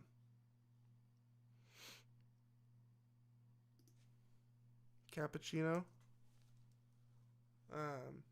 By Young Buck. Dude, how many views does this have? Like, I guess 15,000 is my guess, and that's like generous, I feel like. Damn, bro, I don't know shit. Okay, I'm so keyed out, bro. This shit has 500,000 views. So shout out Young Buck. And also shout out Screwface, reacted to this 15 hours ago. Damn, so I'm dude, 15 hours ago? At least I'm not too behind on this shit. I thought I was like lacking on my streams. You know, we're caught up on the happenings here. All right, Young Buck, Cappuccino. Let's check it out. Stop playing with me, man. This is a Fat Joe diss, which I'm actually, to be honest, I'm on Young Buck's side because Fat Joe is a weirdo. Fat Joe is a weird old man. Who rapped about grooming 16-year-olds. Yeah, I'm right here, bitch. Hey, every day some new shit. Hey, let me get that Fat Joe combo, love. You just want the chicken? Yeah, I just want the chicken, and the biscuit is very important. It comes with it. You dig? Fat Joe does look like a biscuit. Shit starting to feel like, you know, them old. Nice beat choice, dude. I like the sample. You know, we got the it's a classic sample there. It's been used quite a bit. Unit days and shit, you know what I'm saying? But mixed with that gospel shit, this is a dope beat. You niggas stop playing with me, man. It's Buck. Yeah, I'm right here, bitch. Hey, every day some new shit. These rappers need to quit teaming up on these podcasts, making these little skits. Joe, I'm recovered. Let me talk a little. Okay, now I'm not gonna lie. The way that the beat is all wishy-washy now, I'm picking up some AI processing happening, which is fine, I guess. But I have to point it out. The beat may be made with AI. Maybe it's not. Maybe they did like an AI master. It's like a popular thing nowadays. I don't know, but all of a sudden the quality just kind of dipped. Said you gave me the audio quality. Your 2-piece, well here's the biscuit. Told the story, but you just had to go and twist it. Thought I would miss it. You threw a bottle of water and didn't think that I would risk it. I ought to take it there, but I'm not gonna act like this scripted. Just here to tell the truth so the fans can't get conflicted. No hands was put on nobody, even though I attempted. I don't know if it's just you, Fat Joe, or the Ozempic, but speak facts when you say my name. This ain't the Rucker Park, I don't play them type of games. This capping done got out of control out here, man. Keep it real with yourself before you try. So he's saying that Fat Joe is lying about the whole story. Cappuccino. Gotta keep it real with anybody else. You know what's up. Okay, let's move on. Yeah, who kid, this shit been too long. People been saying shit ain't the same now since Banks and you gone. Really a whole lot done changed now. Maybach is two-tone. Still the switches on the back. I screw the silencer on.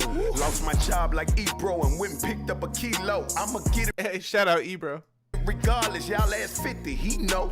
Here I go, saving the day again, Buck the hero. New Jack City, Nino, came back from zero. The inside of the Chevy look like a bag of Cheetos. Ain't a day that you can say that my trap house been closed. Ain't no way that I'm gonna play with these rappers, white they know. All these years and I'm still a big factor, I'm just one of them ones. Cold.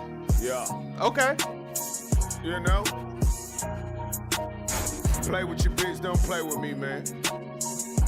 You know, I know you rappers, a lot of you rappers is really starving. Y'all shit ain't selling no more. You looking for new outlets and shit, but you know,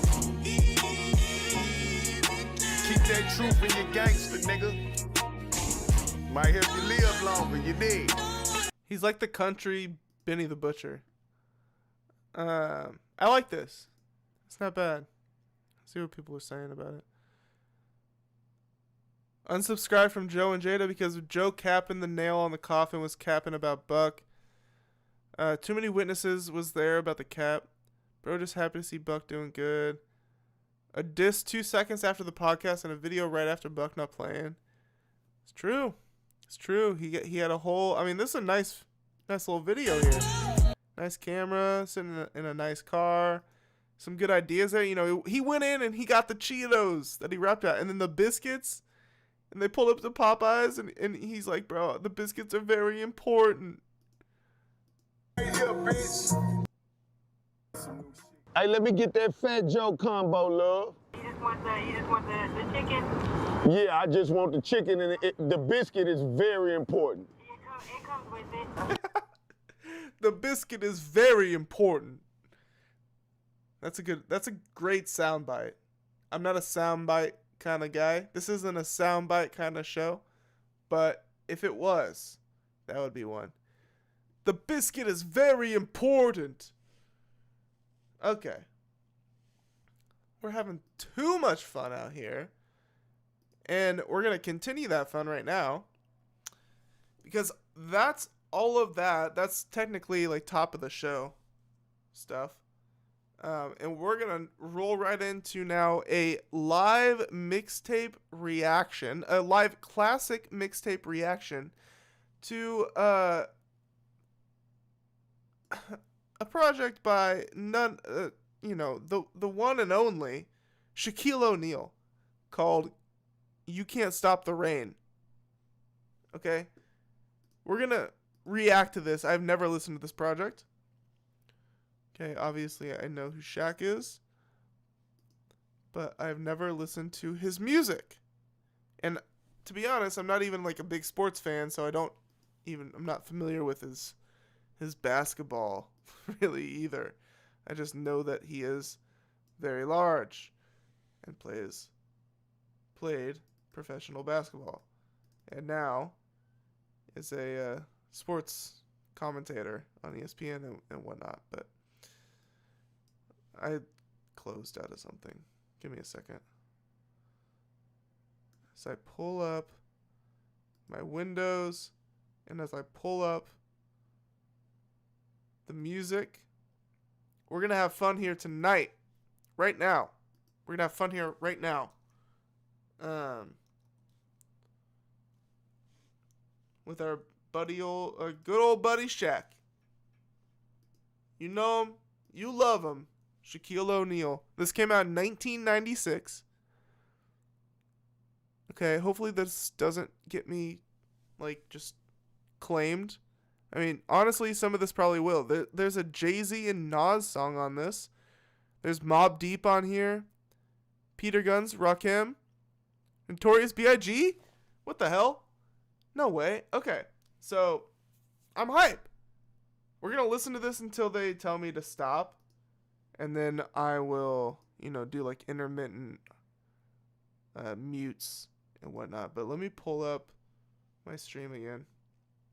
I accidentally just force quit all of Chrome, which is, it wasn't an accident, but I shouldn't. We're going to listen to this and shouldn't have done that because closed out my preview. Okay. So hopefully, maybe you've never listened to this too. Maybe you have. And if you have, I'm curious what your thoughts are on it. But let's check it out. First track, Shaquille Interlude.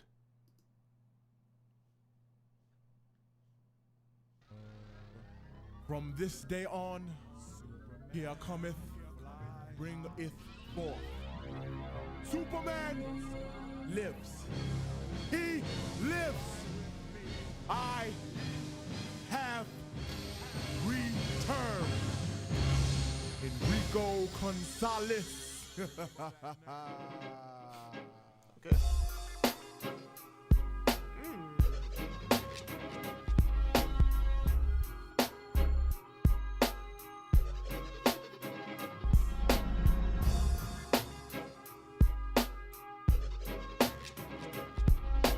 It's cool.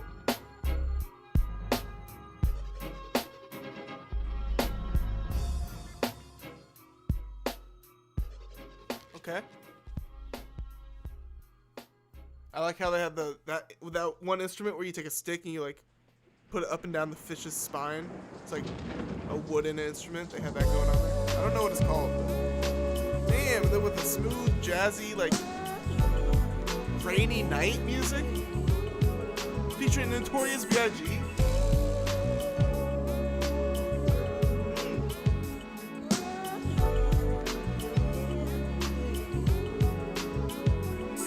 Can't stop it, block it, when I drop it. Anytime I go rhyme for rhyme on a topic. They ain't even fit to step in Shaq's arena. I look inside your mind and I see your shook demeanor. In your eyes, why are you surprised? No matter how you try, not fly as Eloquaz. The new edition, is this the end of your last night? In the daytime, you couldn't see me with a flashlight. I crash flights on sights of my enemy. I'm coming through and then I bomb your whole vicinity. Why the acting, faking, Jack, you're not a friend to me. I peeped your card, you're not as hard as you pretend to be. Who wanna spark it with the chocolate, macadamia, head Okay, so this is actually really good. Why didn't anybody tell me? I thought we were here to clown on Shaq. But this is actually really fucking good. to the cranium. You know the name. Shaq aim to maintain money on the brain. Can't stop the rain. The rain.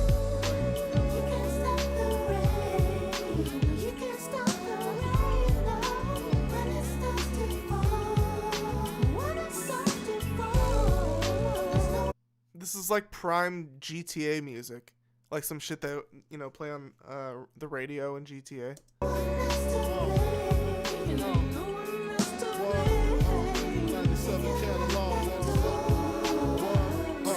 I speak deep with killers about $1 million figures.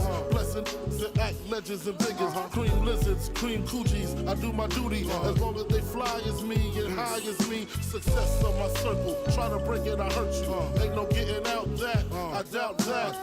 We want the exotic, erotic ladies, not them toxic ladies. I can't believe I've never heard I learned a lot from junkies to ruffians, from being tied up by Colombians. Cause 80 grams was missing. Listen, had to change my position from wanting to be large to head in charge. My garage, call it CeeLo. 4, 5s, and 6s. Honeys by the mixes. If it ain't broke, don't fix it. Smoke out with Leo, Biggie, Tarantino. Size like a sumo, Frank White, numero uno. Can't stop, won't stop. Can't stop, won't stop. Can't stop. Wow.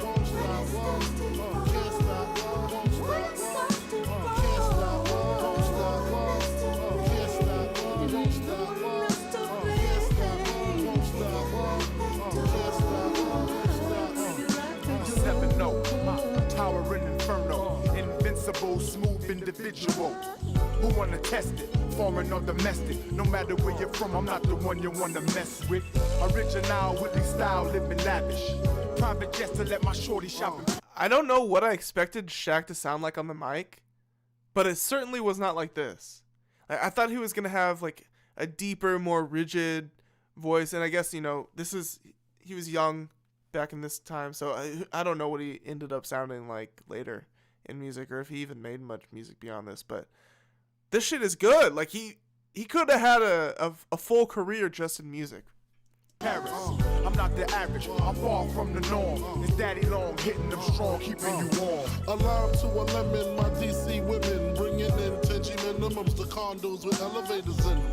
Vehicles with and this, like, to me, lost Notorious B.I.G. verse, because I never thought to actually go and listen to the Shaq album. Now, I'm here because I added it to my library. You know, after years and years of collecting music, I finally was like, you know, okay, I'm kind of curious. Like, let me check it out. And it still would have taken me a while before I got to it if it wasn't for this classic mixtape series I'm doing. Because I added it somewhat recently. I found it kind of somewhat recently. But goddamn, dude, this is prime B.I.G. and I've never heard it. And I get to share this moment with you. Televisions in them. Watch the entourage turn yours to just mirages. Disappearing acts, strictly nines and max. Killings be serial, Copperfield material. My dreams is vivid, work hard to live it. Any place I visit, I got land there. How can players stand there and say I sound like them? Hello, push wings back and push 6 coops that's yellow. Plus clips that expand from hand to elbow. Spray up your days in any teller you in. Crack bragging, sick of bragging, how my mink be dragging. Desert East street sweepers inside the beamer wagon. I rely on Bed-Stuy to shut it down if I die. Put that on my diamond bezel. You're messing with the devil. Why? Can't stop, won't stop. Can't stop, won't stop.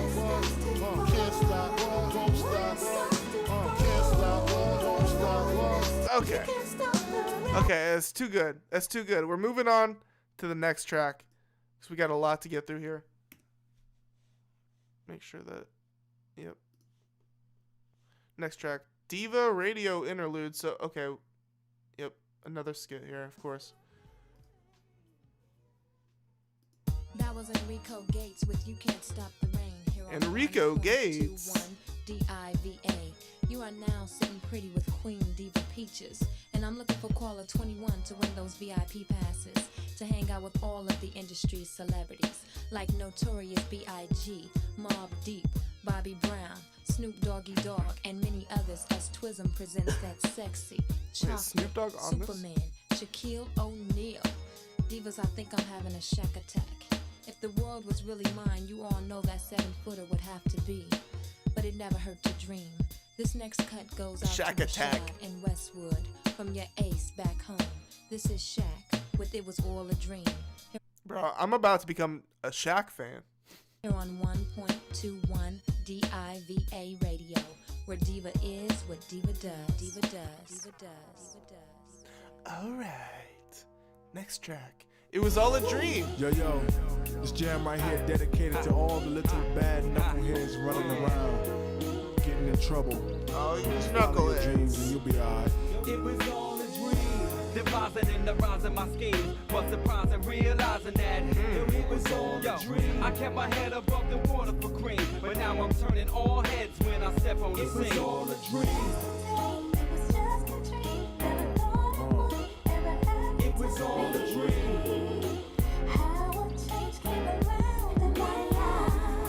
I went back and forth from Newark to Chilltown, JC. At first it's just me and mommy.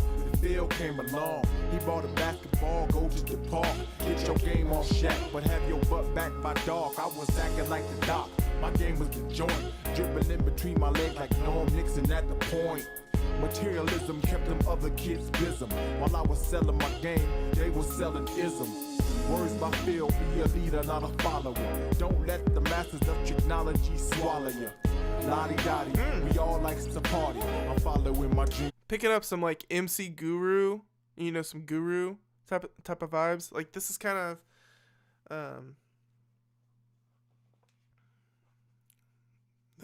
this is very nostalgic. I fuck with this. I like this a lot. You know, some like DJ Premier and Guru type of shit. Gangstar is the word. What I was looking for. It's like some Gangstar in a way right here. It was all a dream, devising and devising my schemes, but surprising realizing that it was all a dream. I kept my head above the water for cream, but now I'm turning all heads when I step on the scene. It was all a dream. It was all a dream. Now check it. Commodores was my favorite joint till I heard Planet Rock on the box. That jam's on point. I used to rhyme in. Like I feel like I'm in 3rd grade right now, cause just based on the time that was. Like I feel like listening to this for the first time, it's giving me feelings like really early 2000s. I mean, obviously this came out in '96, but that was the year I was born. So I'm just feeling like a kid listening to something like this on the radio, maybe. I'm kind of blown away about how good this shit is by Shaq. Mirror, like I was down with UTFO, Dougie Fresh singing the show. For a big kid, I had crazy rhythm. Size 13 suede who with thick shoestrings in them. I was the baddest popper, baddest rhyme dropper. Bust windmills from Superman to helicopters. I had the name buckle kids used to job. Public Enemy came out, I had the clock. My favorite jam was by Big Daddy, ain't no half stepper. My mic sound nice, check 1, 2 by Salt and Pepper. Heavy D, Rakim, Eric B, Ricky D, Scott the Rock and BDP. I never knew him, but I used to look. A real student of the game. BDP, Scott LaRock. Who else? Check 1, 2 by Salt and Pepper. Heavy Salt D, Pepper. Rakim, Eric B. Salt and Pepper, Heavy D, Rakim, Eric B. Ricky D, Scott the Rock and BDP. I never knew him, but I used to look up to him. Battles in the park in the dark, I ran through him. Devising and devising my schemes, but surprising realizing that it was all a dream. I kept my head above the water for cream, but now I'm turning all heads when I step on the scene. It was all a dream. It was all a dream.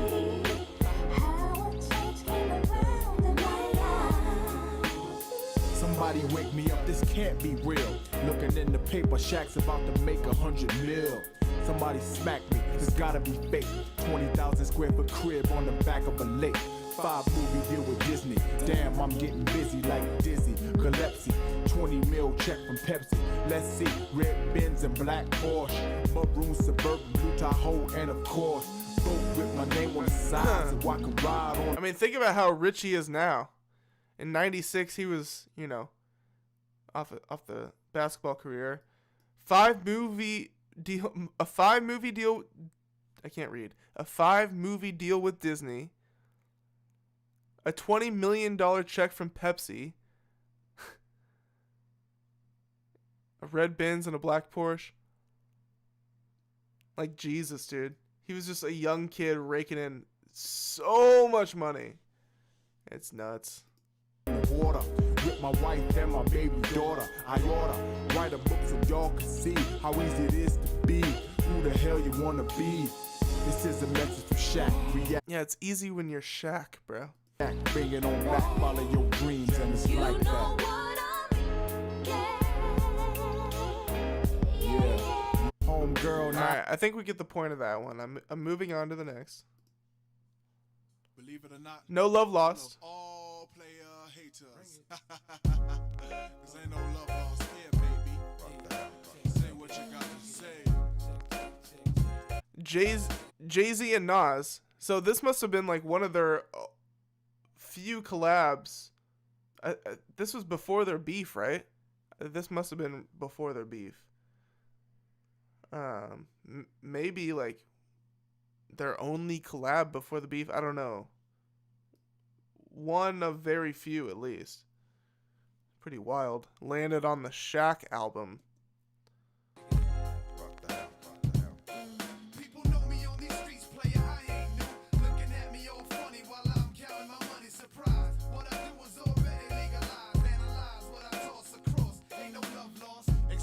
Change course, exhilarated, flamboyant but bouncy on beat breaks. I'm animated. Now it's been stated, I'm lyrically enthusiastic. I'm dope like all these cool CDs wrapped in plastic. What's the meaning of life? Y'all should know. In my lifetime, I need a whole lot of dough, bro. No need to get zealous. You jealous? Say you jealous. I spike on that ass like Monica Seles. I'll split the divine, fine, exquisite like some elegant wine. Here's a toast, the world is mine. I promise I'ma keep it pumping. I represent the real hip hop. I ain't no freaking country bumpkin. Hooperistic, freakeristic, poetic frenzy with conception. I got more flavor than God a mystic. damn. Fringe benefitic, urging y'all to get with it. Style. Fringe benefitic. Urging y'all to get with it. I got more flavor than a mystic. Dude, fringe benefitic? That's crazy. Fringe benefitic. Postulation, now pause where you get splitted. I'm not just taco, I'm the whole enchilado. Into any center, blow it up like Desperado. People know me on these streets, player. Wow. Looking at me all funny while I'm counting my money. Surprise. What I do is Killer verse. Like, wow. Like, such a killer, fucking incredible verse from Shaq. Like, what? Like, I knew he was a rapper or had rapped, but I didn't know he was an amazing rapper. Like, I didn't know he was an amazing rapper. I knew he was a rapper, but not an amazing one. God damn. Like, why don't people emphasize that enough? Like, that is not emphasized enough in across the culture.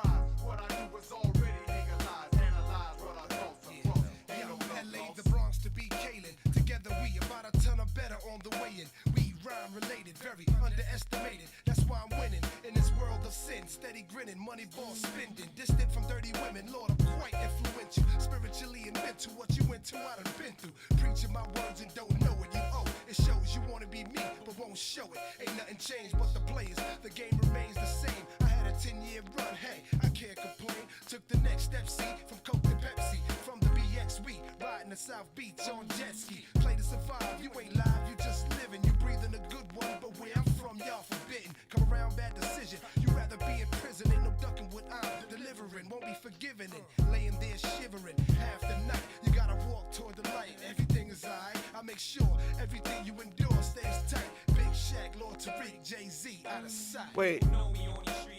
Okay.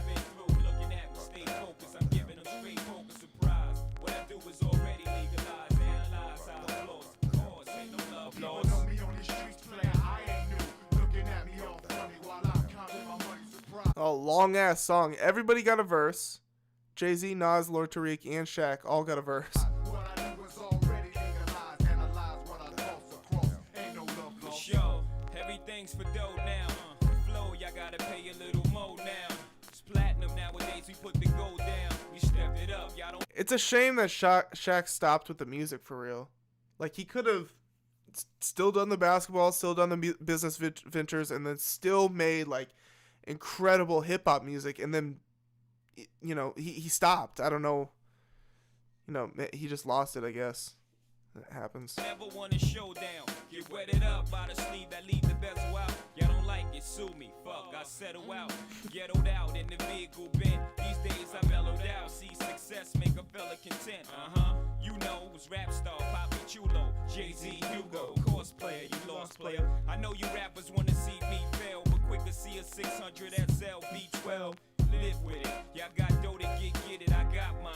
A little bit of money couldn't stop mine. Your block time too high. Too many hands in your pie. 70-30. The nigga you work for me. Bottom line. God, killer early Jay-Z verse. God damn, dude. Hidden heat.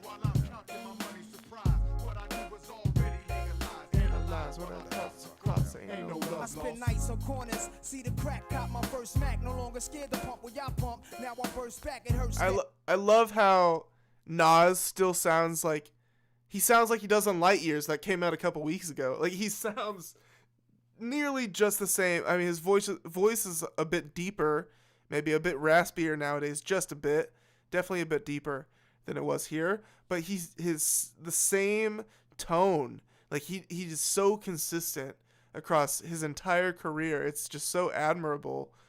I mean, he sounds the same, and that's a good thing. At least with what Nas does, like, it's the consistency is so good.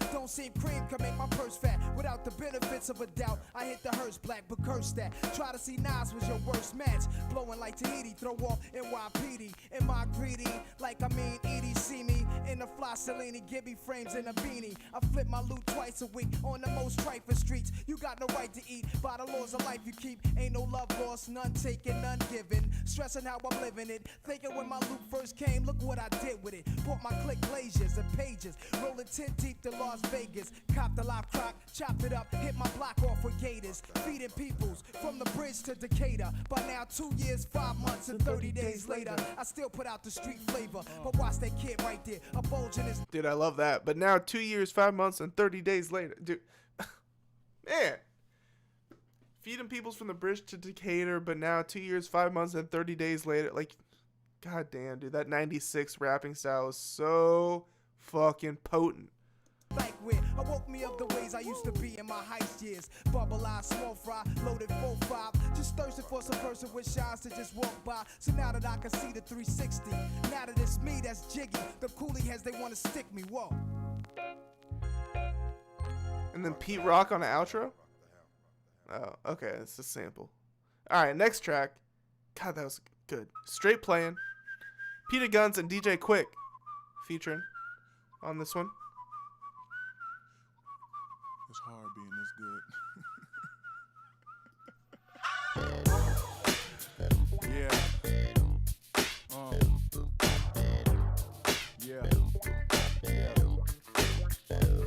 I took a stand in the 90s, shook, but nice bass. It's the fact that Shaq could leave a cold track burning, leaning low in the Tahoe, my whole crew to follow. A convoy, $100,000 cars follow. Keep your eyes on the biggest big man in the era, whether it's rap or ball and Rico Gates bring the terror. DWIS to the end, the world is mine, and I'ma shine from now to 99. I'm known for breaking back, boy, it's easy.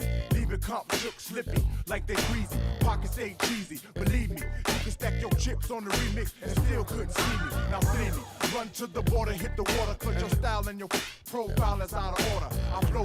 This beat is all bass. It really is just like all bass. And the bass isn't doing much at all, really. I mean, it's mostly just that. And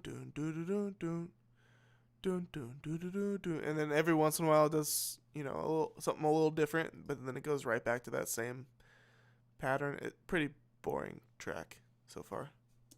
like a river. None come bigger, it's a fact. Big Shaq is just one band. I like playing on the west side, even though I miss playing on the east side. As long as y'all got my back, then it's alright. But we can do it from the night until the daylight. I got something for my police that can feel me. And all the critics in the press trying to, You know, coming in with like a Nate Dogg kind of thing. This is like a West Coast kind of track. Well, DJ Quick is on it. He's a West Coast guy for sure, right? So, West Coast flavor. You know, they're doing a little bit of everything, right? feel me. A force field around my body that can shield me. There's nothing left for you to do but try to thrill me. We can cut through the red tape and bust through the fakers. Keep your eye on Big Shaq and put your money on the Lakers. I'm guaranteed to do what? I repeat, I'm guaranteed to bring it to your face indeed. Type of brother who can stay up all night and hit 40 after the game. Get naughty and pull your shorty, then it's on to the next state to bring it to your idol. Bring it to your whole team and bring home the title. And my crew, known for how we do when we travel. Let's battle, leaving folks grounded like gravel. Saddle up your horse and hit the course now in turn. You can stay on my face and watch a whole crew burn. Now some say I don't shine, I know a different story, never lie.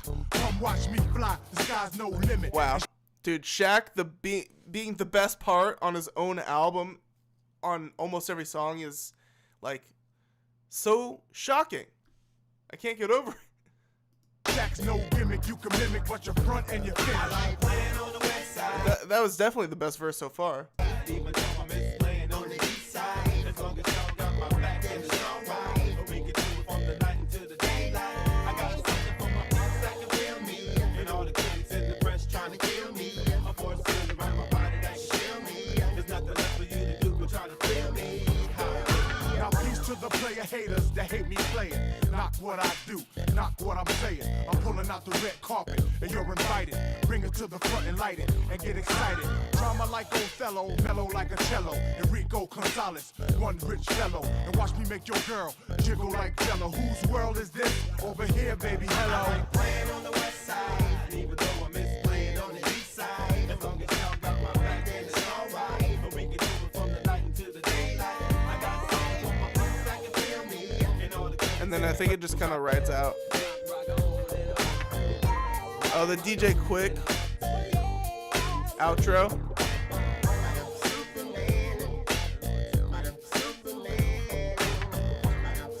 So funky, dude.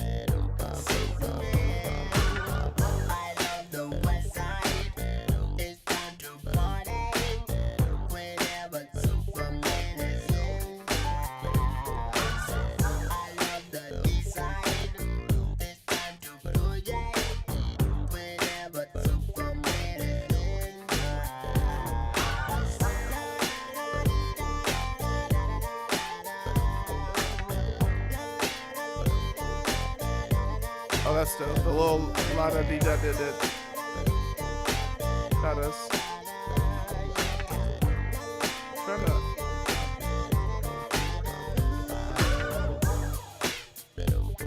Okay, yeah, that's what I thought. Superband is a Shaq nickname. Okay, next track here. Moving right along. That was Straight Plan. This is Best to Worst featuring Peter Guns.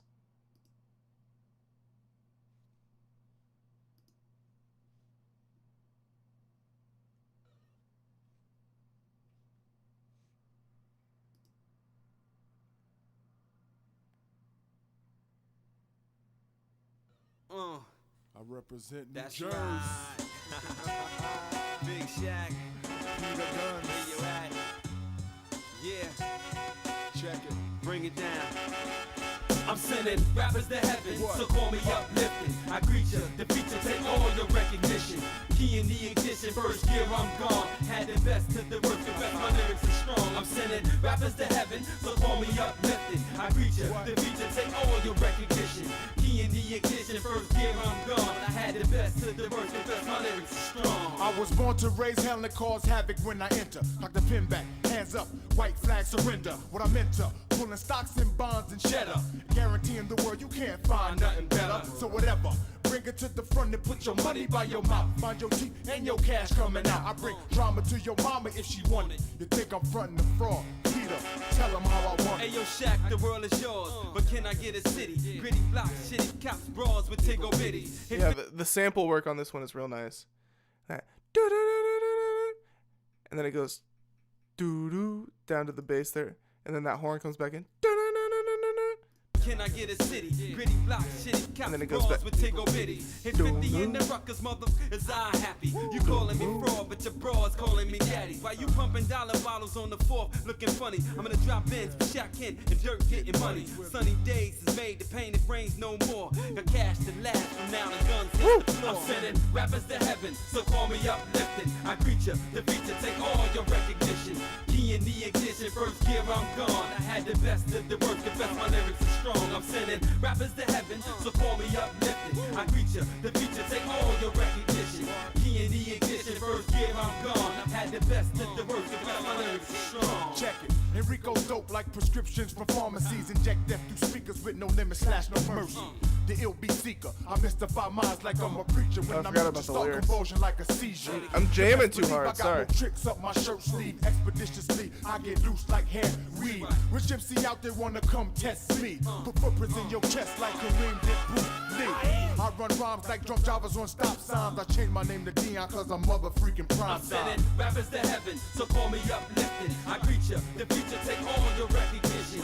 Key in the ignition, first gear I'm gone. Had the best of the worst, the best, my lyrics are strong. I'm sending rappers to heaven, so call me uplifted. I greet you, the future, take all your recognition.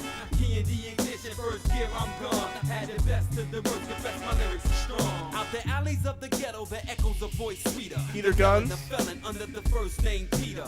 Looking out the hourglass, what do I see? Giuliani Pataki at me with death penalty. I dodge the cops, bomb and weave to the left. Young, gifted, and black, but yet I'm still marked for death.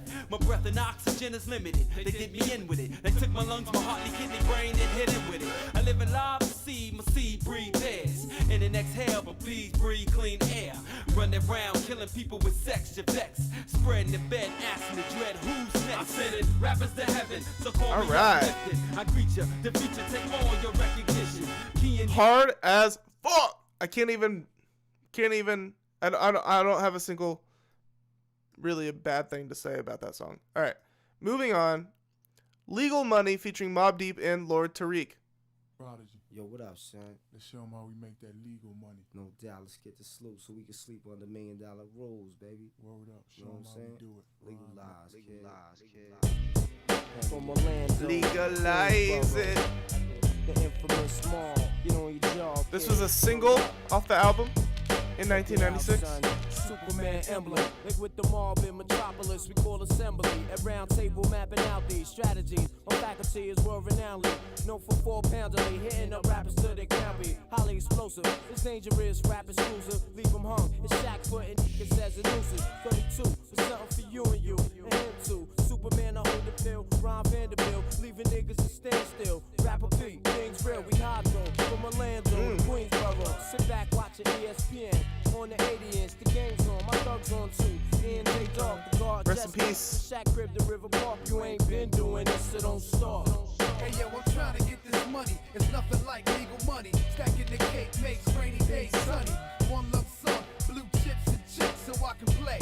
Dude, I can't wait to keep listening to this fucking project. It's like a time capsule of this exactly that vibe of hip hop in 1996, which, you know, mostly I've heard all of that shit before already, and I still love listening to it.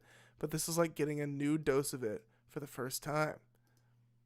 My way, all day, every day. I'm trying to get this money. It's nothing like legal money. Stacking the cake makes rainy days sunny.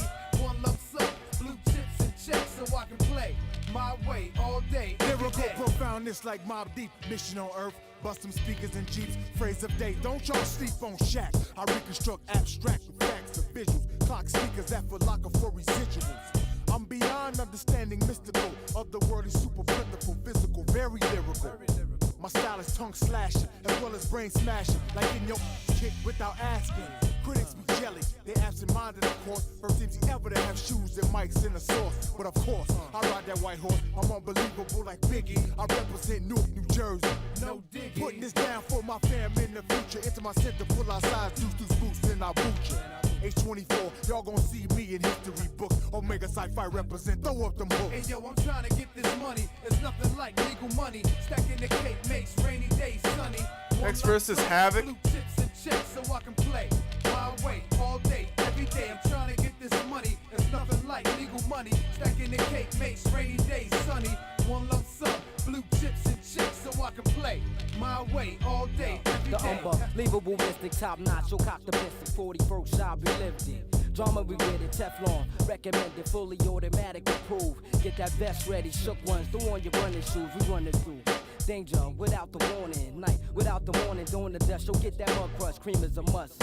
So in myself I trust nobody else, and make moves for death. Analyze wise guy, Queensbridge Enterprise. Take this money ride to all my shorties, keep it tight, no doubt. We gonna sprout me in my infamous clip. 9-6 the year 2G. Handle your business, get dope. Sip the Alizé every day, all day. Pop the bubbly. You ain't got nothing for me. We shining, still shining, combining, working, diamond mining. Kid, you still searching, jealous and gelling. Careless, records to selling. Platinum. I'm gonna fast forward a little bit because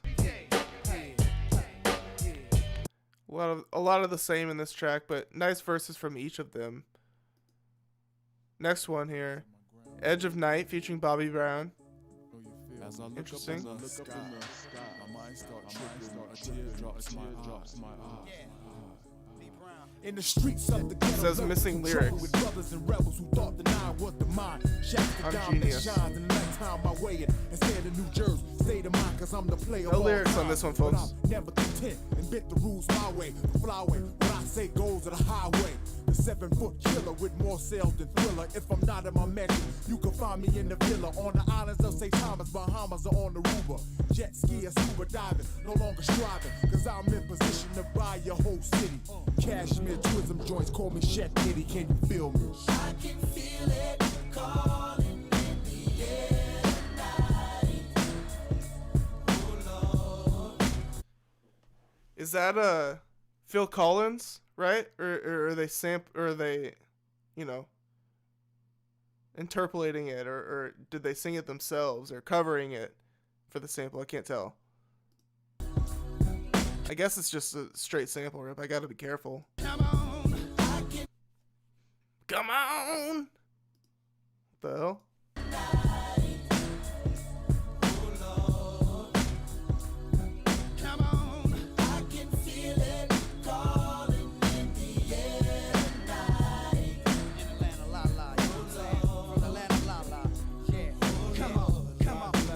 Lean on me, Odessa, shine on me. God bless us, lean on me. Odessa, shine on me. Yo, watch me immolate these skills on pros, not immolate mass skills. Bob your head because your neck knows I'm quick, tasty. Ill time, unforeseen, tasty on beat breaks. No one wants to face me. The hooperista, freakerista.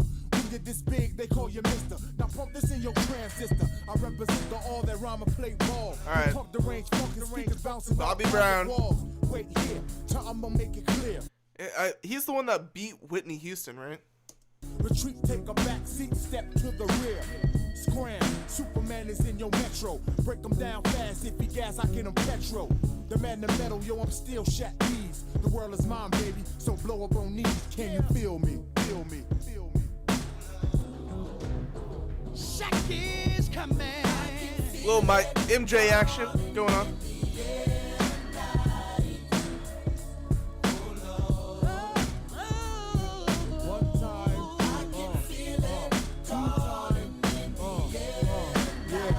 What is this, the Fugees coming in too or something? Yeah.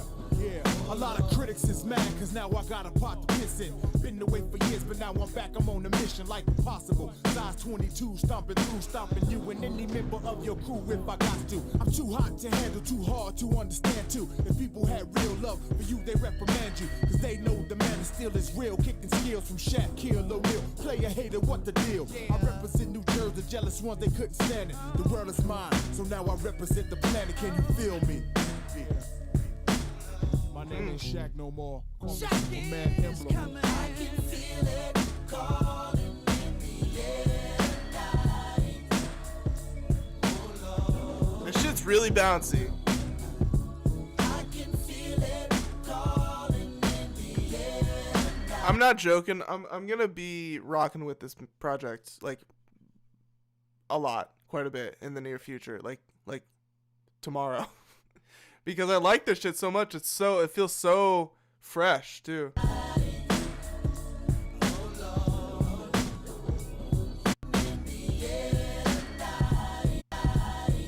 Yep. Shout out Shaq. All right, continuing on. Next track. Edge of Night. Oh wait, no, this is the She interlude.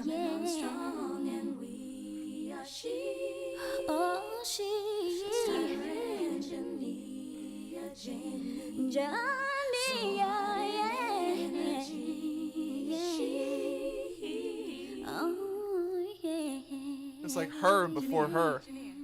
Why don't you hold back a little? Save some for Let's Wait a While. Yeah. All right, Let's Wait a While, track 11. I don't really want to play the game, nah. But if you want me to play the game and wait Featuring a while, She. I will. It's an R&B group. Don't front. I'd never heard of them. Don't front, don't front. Yeah, don't front, don't front. Don't front. I know I got you open. Yeah, don't front, don't front. Yeah, don't front, don't front. Yeah, don't front, don't front. Don't front. Yo, the first time I met you, it was love on sight. No matter what I do, I can't forget that night. In my mind, you was fine as wine, airtight. Something like a movie, but this is real life. See, I thought he was gonna be trying too hard. Coming into this, I assumed that, or I figured that his rapping was gonna sound too forced, or he just wasn't gonna be that good at rapping, or it was gonna be rigid, or his voice wasn't gonna just sound good as a rapping voice. Something was gonna be off about it, but none of that is the case. Literally none of it. That rarely happens. No mistaking, I was taken. Girl, at least, you know, I should clarify, that rarely happens with an artist that is famous for something else and then decides to also rap. You hit me harder than the music I be making. I exercise push-ups. How you feel, huh? What's your name, girl? How can I get with you? I can't believe that she didn't heed that. No type of feedback. I need to pull my sleeves back and try again, time after time. But I won't stop until I make the girl mine. Yeah. Like, I don't know. It just feels like Christmas time. You know, before, like, when I still lived in my parents' house. And I was a kid, obviously. And, you know, this is the type of music that was just out. This is the type of music that you would hear on the radio. I love this shit, man. Really making me feel nostalgic right now. I know I got you open. Yeah.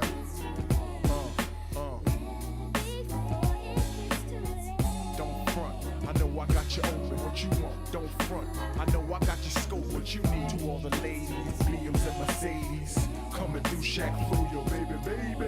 I got the bitches up. Remember I was on the telephone kicking Willie Bo for hours. Buying candy and flowers often. I can't count the amounts, but I know I spent a fortune. I never sweated. You were so cute that I ran like Pac-Man in hot pursuit. All my friends say you must be bugging, kid. You say I'm just a friend that make me feel like Liz. But I would never do you like the next guy did. Scared to love again and keeping your heart hid. And just when I think you might come around soon, you proceed to hit me with that Wait a While tune.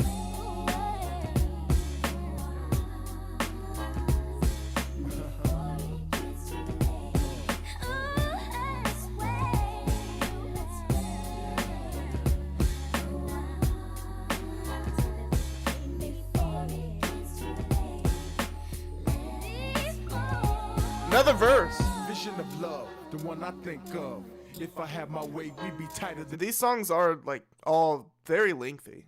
In the glove, on the scale of 1 to 10, you must be an 11. Baby, hold my hand and walk the highway to heaven. I'm not the same old thing, running the game type. Love them and leave them alone. Catch the next flight. I promise you, I'ma stay true. If you call my name, I'll come to the rescue. I mean, a queen like you deserves honor. Scoop you in a drop-top Porsche, my tires armored. For worse or better, no matter what the weather, it don't really matter. We still down together. I got your back, in fact, I'll never hurt you. Mislead, deceive, Shaq won't desert you. Just call me crazy, I just say whatever. Praying for the day I make you my girl forever. All right. That's that track. We're moving on here. Next track, Can I Play, featuring Peter Guns. Let's give it a shot. Track 12. Bounce. Got the bounce. Come on, bounce. Come on, bounce. Come on, bounce. Come on, come on, come on, come on. No lyrics. Can I play, baby? Go ahead. Can I play, baby? Come on, Big Shaq. Can I play, baby? Can I play, baby? Go ahead. Can I play, baby? Come on. Can I play, baby? Go ahead. There's been a whole lot of talk about a man named Shaq. Will he back down or will he aim for attack? Will he rap action? God damn, bro. Like, at first I wasn't necessarily feeling it with the hook there. I don't know, the vocals, the female vocals there. It's like, god damn, kind of corny. But as soon as the fucking shit kicks in, this shit slaps, dude. Oh my god. Can I play, baby? Go ahead. There's been a whole lot of talk about a man named Shaq. Will he back down or will he aim for attack? Will he rap, act, and play ball all together? Will he fade away or will he be around forever? Now listen, hands down, I dominate the center. 24 raw, positive vibe is what I give you. From the days to the night, I'm creeping, you're sleeping, you're peeking my style. You foul, you hop, but I be leaping. Hey yo, look up in the sky, it's a bird, it's a plane. Now it's a black man, so call me Shaq Man, cause that's my name. I reign on the envy. Hey, hit a party, move your body when I'm in the place, watch your hottie. Now feel this, picture me on Sports Illustrated. The Source vibe, NBA Live, you can't escape it. From your radio, TV, y'all can't see me. Believe me, I'm a rude boy like Don Levy. Now can I play, baby? Come on, Big Shaq. Can I play, baby? Go ahead. Can I play, baby? Come on, Big Shaq. Can I play, baby? Go ahead. Can I play, baby? See, I'm not crazy about this part. But goddamn, when the verse starts, it's fucking nuts. See if they can do it again. I've been blowing up the spot since the days of Adidas. Girls and the fellas want Peter to Guns.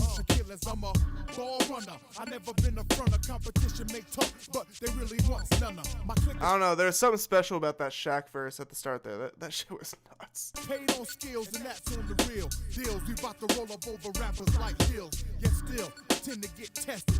Even though mics get harassed and fat beats get molested. Majestic MCs, that's plastic. I rip those. Talk about guns. Rape jokes. Not even knowing where the clip goes. Way above the rim like Tupac with the ooh-wop and dewdrop. Bouncing on the cop like I'm doo-wop. Cash rules everything. God, this beat is fucking hard. Schemes and plot, cause I fiend for the green. Can I play, baby? Come on, Big Shaq. Can I play, baby? Go ahead. Can I play, baby? Again, Shaq, the best part. Again, is Shaq coming through like the best verse on his own album? Which usually that's expected from an album, but not when it's Shaquille O'Neal. I didn't know really what to expect. Can I play, baby? Come on, Big Shaq. Can I play, baby? Go ahead. Can I play, baby? Come on, Big Shaq. Can I play, baby? Go ahead. Check it. I inject death through speakers, the ill beat seeker. I mystify minds like I'm a preacher. Please note before I quote, Imano Shaq is dope like narcotics on coke. I got my face on more bills than Frank. Some players walk around. Shaquille O'Neal is like the real life Luke Cage. Like they large with stacks and Lincoln. Now what they thinking? Who they trying to impress? Bow down, now confess who's the best. Nevertheless, I snatch the S off of Superman's chest and slam it on my bicep. Don't get swept in my concept. I'm from the. Alright, he's the real life Superman. Shaq is the real life Superman. End up cave to Brick City. Like Redman, my whole Jurors committee gets busy. Can I play, baby? Come on, Big Shaq. Can I play, baby? Go ahead. Can I play, baby? Come on, Big Shaq. Can I play, baby? Go ahead. Can I play, baby? Come on. Alright, I think we got the point of that. Like I said, Shaq, first verse by Shaq, best part of that song. That shit's nutty. Alright, next track. What's this one? Just Be Good to Me. No lyrics.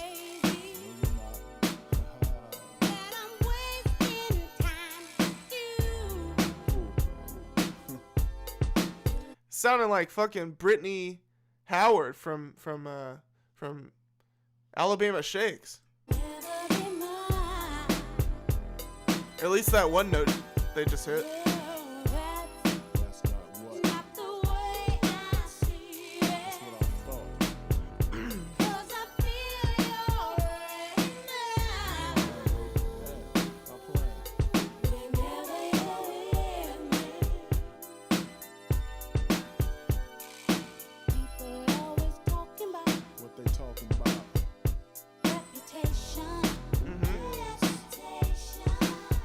I'm with it.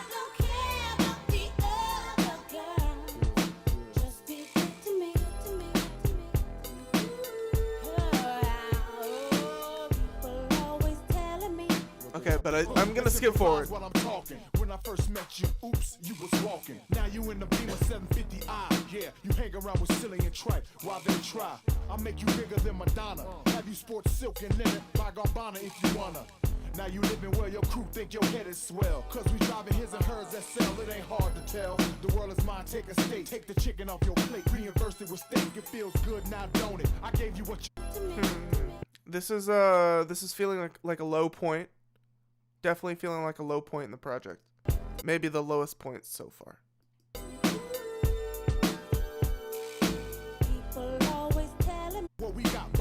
And you know what? I'm gonna lock that opinion in right now. Lowest point so far on the album that I've heard.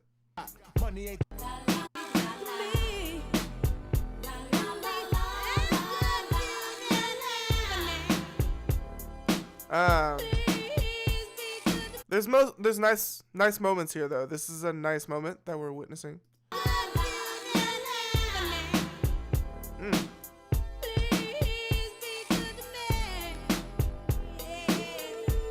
Yeah.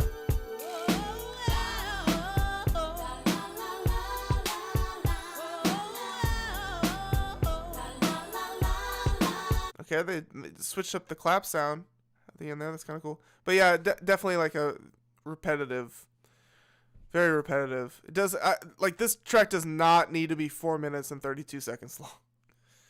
They cut it in half. I don't know. I feel like just the back half. Just do the back half. All right. Next one. Where are we? Just be good to me. All right.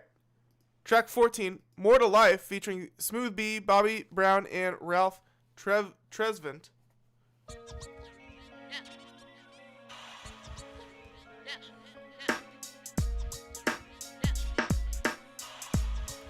Again, no lyrics.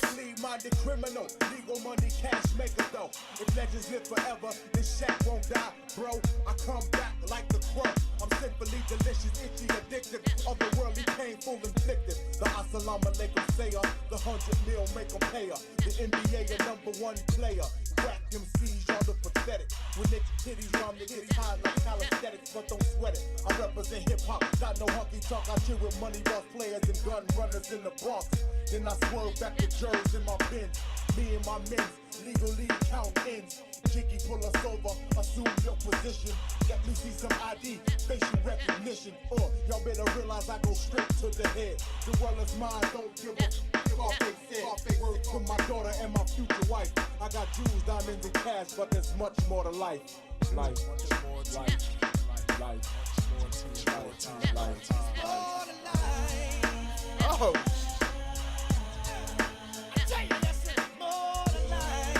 Damn, bro.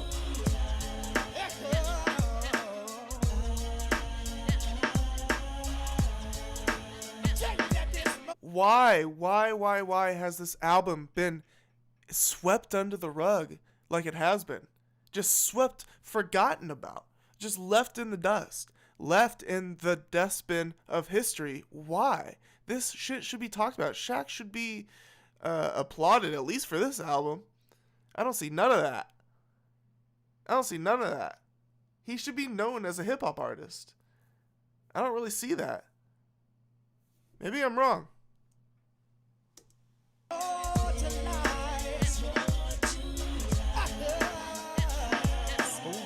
I need the lyrical, mental and the spiritual, the physical. I get all up in your physical.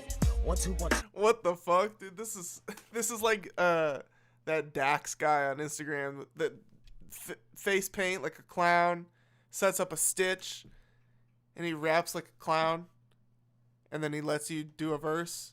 It is literally him. 219, breaker, the earthquaker, cut the head off the snaker. Who wanna step up first? Wake Get up. splashed off. Word on, you better run. Get your Is this Smooth B? ass on. Trying to pipe my style like it's a snack. This verse specifically is another low moment in the album.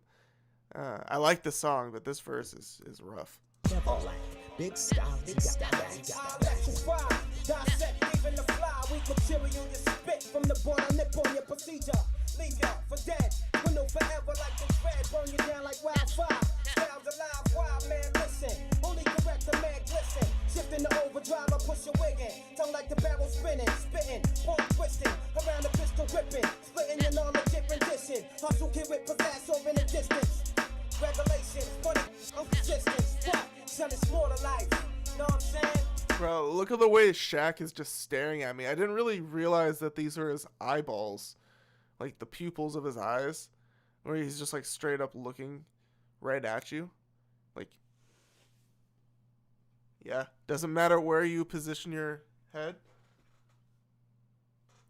He's always staring at you. Kind of creepy. More to life. Yeah, this is like listening to Fugees for the first time, or listening to Farside for the first time, or any that like alternative 90s kind of shit, or just like listening to Biggie for the first time almost. I was feeling that at certain moments here.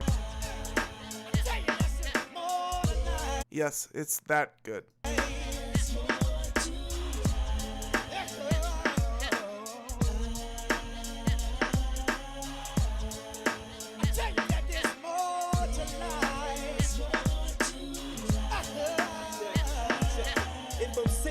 Couple mil, then I'm chill. But for now, a couple down, don't pay my bills for real. In the J.O.B. won't pay the notes on my drop 3, see? So you can find me O.T. with a half brick of D in my NPV. Getting cash is all B.E.T. Who he? That bronze kid from NYC. Leaving it face down on the ground quickly. We're hit with the censored version, it's fine. Your teacher, your doctor, your college degree. And don't impress me, cause I'm about P. Give me the key to the 850C and I'm a flea. Flea to make about free of O-N-E. Too fierce to be touched because I'm H-O-T. Ripping mother hard on M-I-C's. Love of powder, Peter, G-U-N-Z.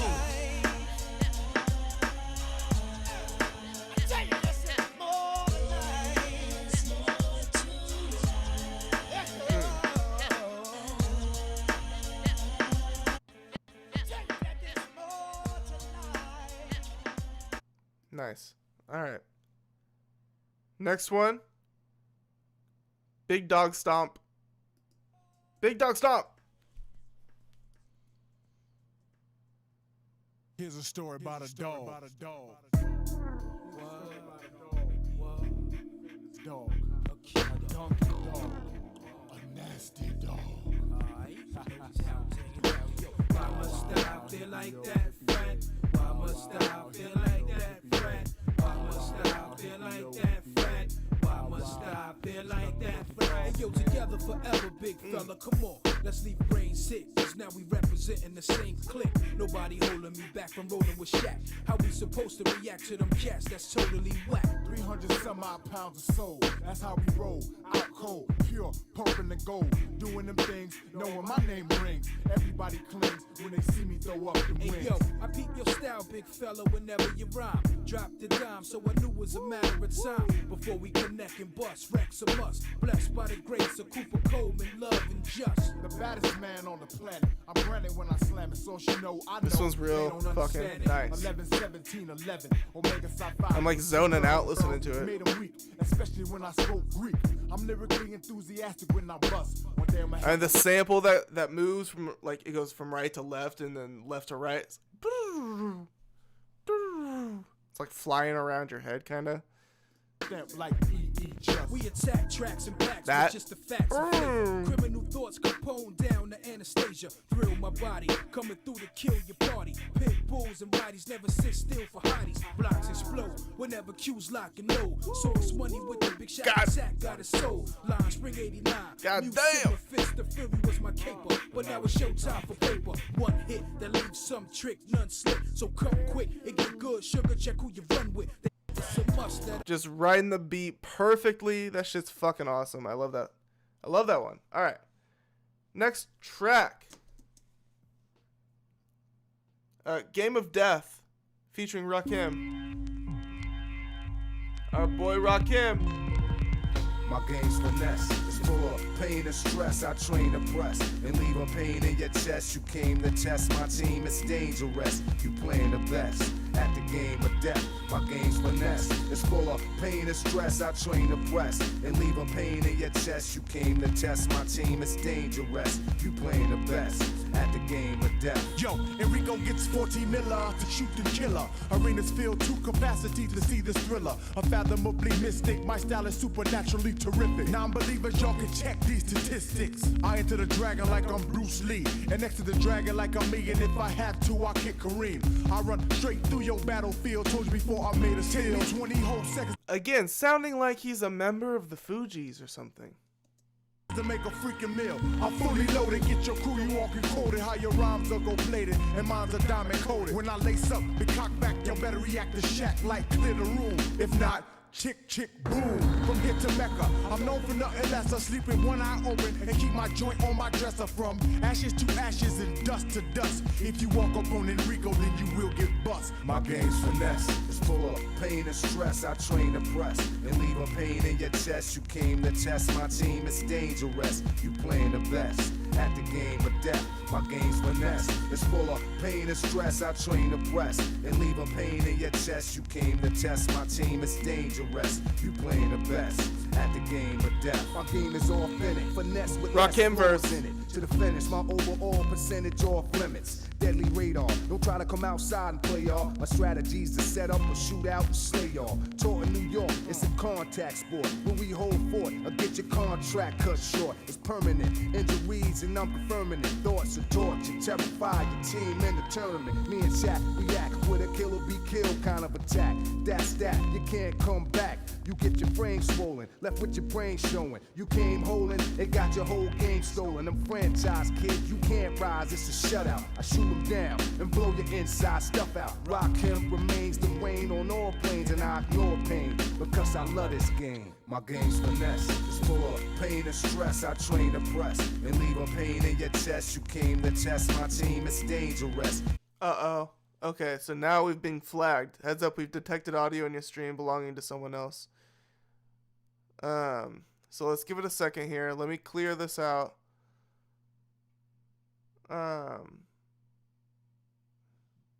Yep. That actually, we were able to do quite a bit of the album. I don't know if it's gonna. Let's wait until this warning goes away and finish out the last few songs. We've got an outro and then 2 bonus tracks left. Let's see here. The outro is featuring Lord Tariq, and then the 2 bonus tracks doesn't look like they have any features. Check on Genius here. Player and Don't Want to Be Alone. Let's take a look. Oh, Player is featuring She again. So we got another She feature. That's cool. I like that. The other one of theirs. Let's Wait a While with She.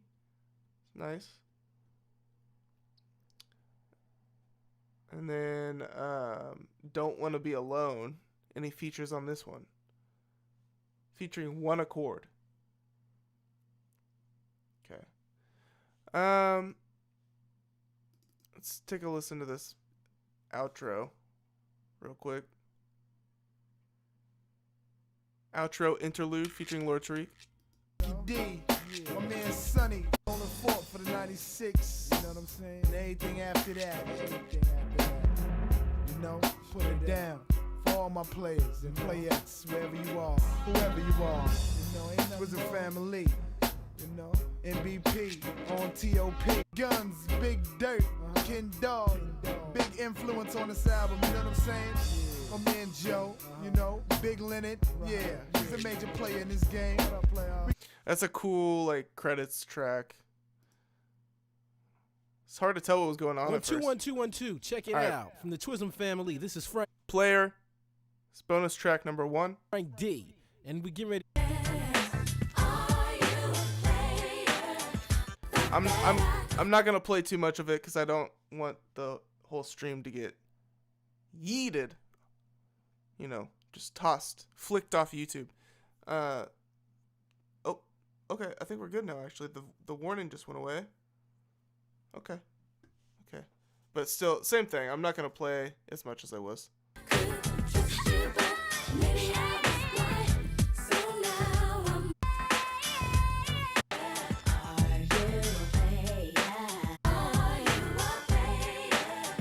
Rough vocals on that one. Jesus. All right, last track. Don't Want to Be Alone. Bonus track number 2. Here we go again. Team Twism. What do you got? Big Shaq and 4 Bad Brothers. What do you got? From New York. Shaquille. Big guy. Let us know who's next. Shaquille.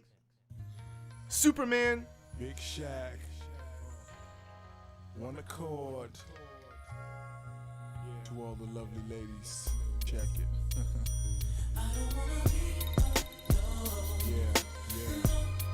An R&B joint.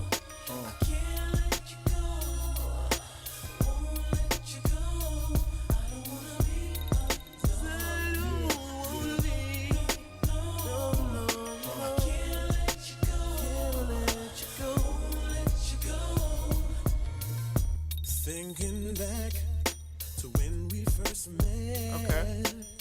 Your pretty brown eyes. Now how can I forget that day when you caught my eye? Ooh, girl, you looking so fly. Lady, I don't wanna lose your love, lady.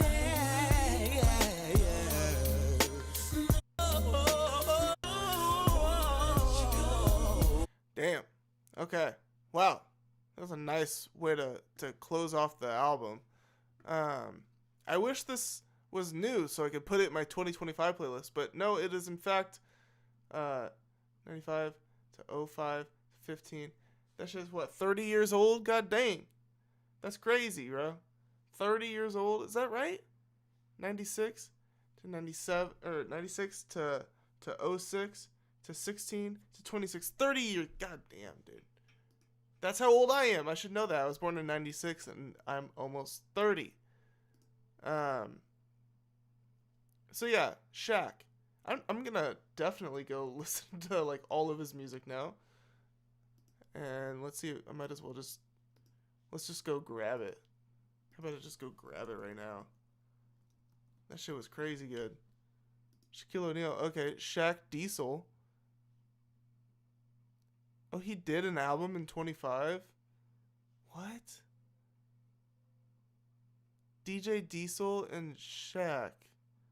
That's dubstep. Okay, that's just no. That's not. No. All right, we're gonna try Shaq Diesel here, 93. You know, not right now, but I'm gonna listen to them in my own time. Shaq Fu to Return, 1994. All right, nice photo there. That's looking good. And then You Can't Stop the Rain. And then Guerrilla Warfare. Is this more dubstep? What's up with this? Shaq make dubstep now? Wouldn't be that surprised. He does everything. Dance. DJ Diesel, Shaquille O'Neal. Yeah, I'm not interested in that. But I am interested in the 90s hip-hop he did. Okay. Now that that's over, tell me what you think. You know, let me know your opinion on that. I liked it a lot. Way more than I thought I was going to. I didn't know what to expect, to be honest. All right, I kind of told you what I might have expected, and my expectations were subverted.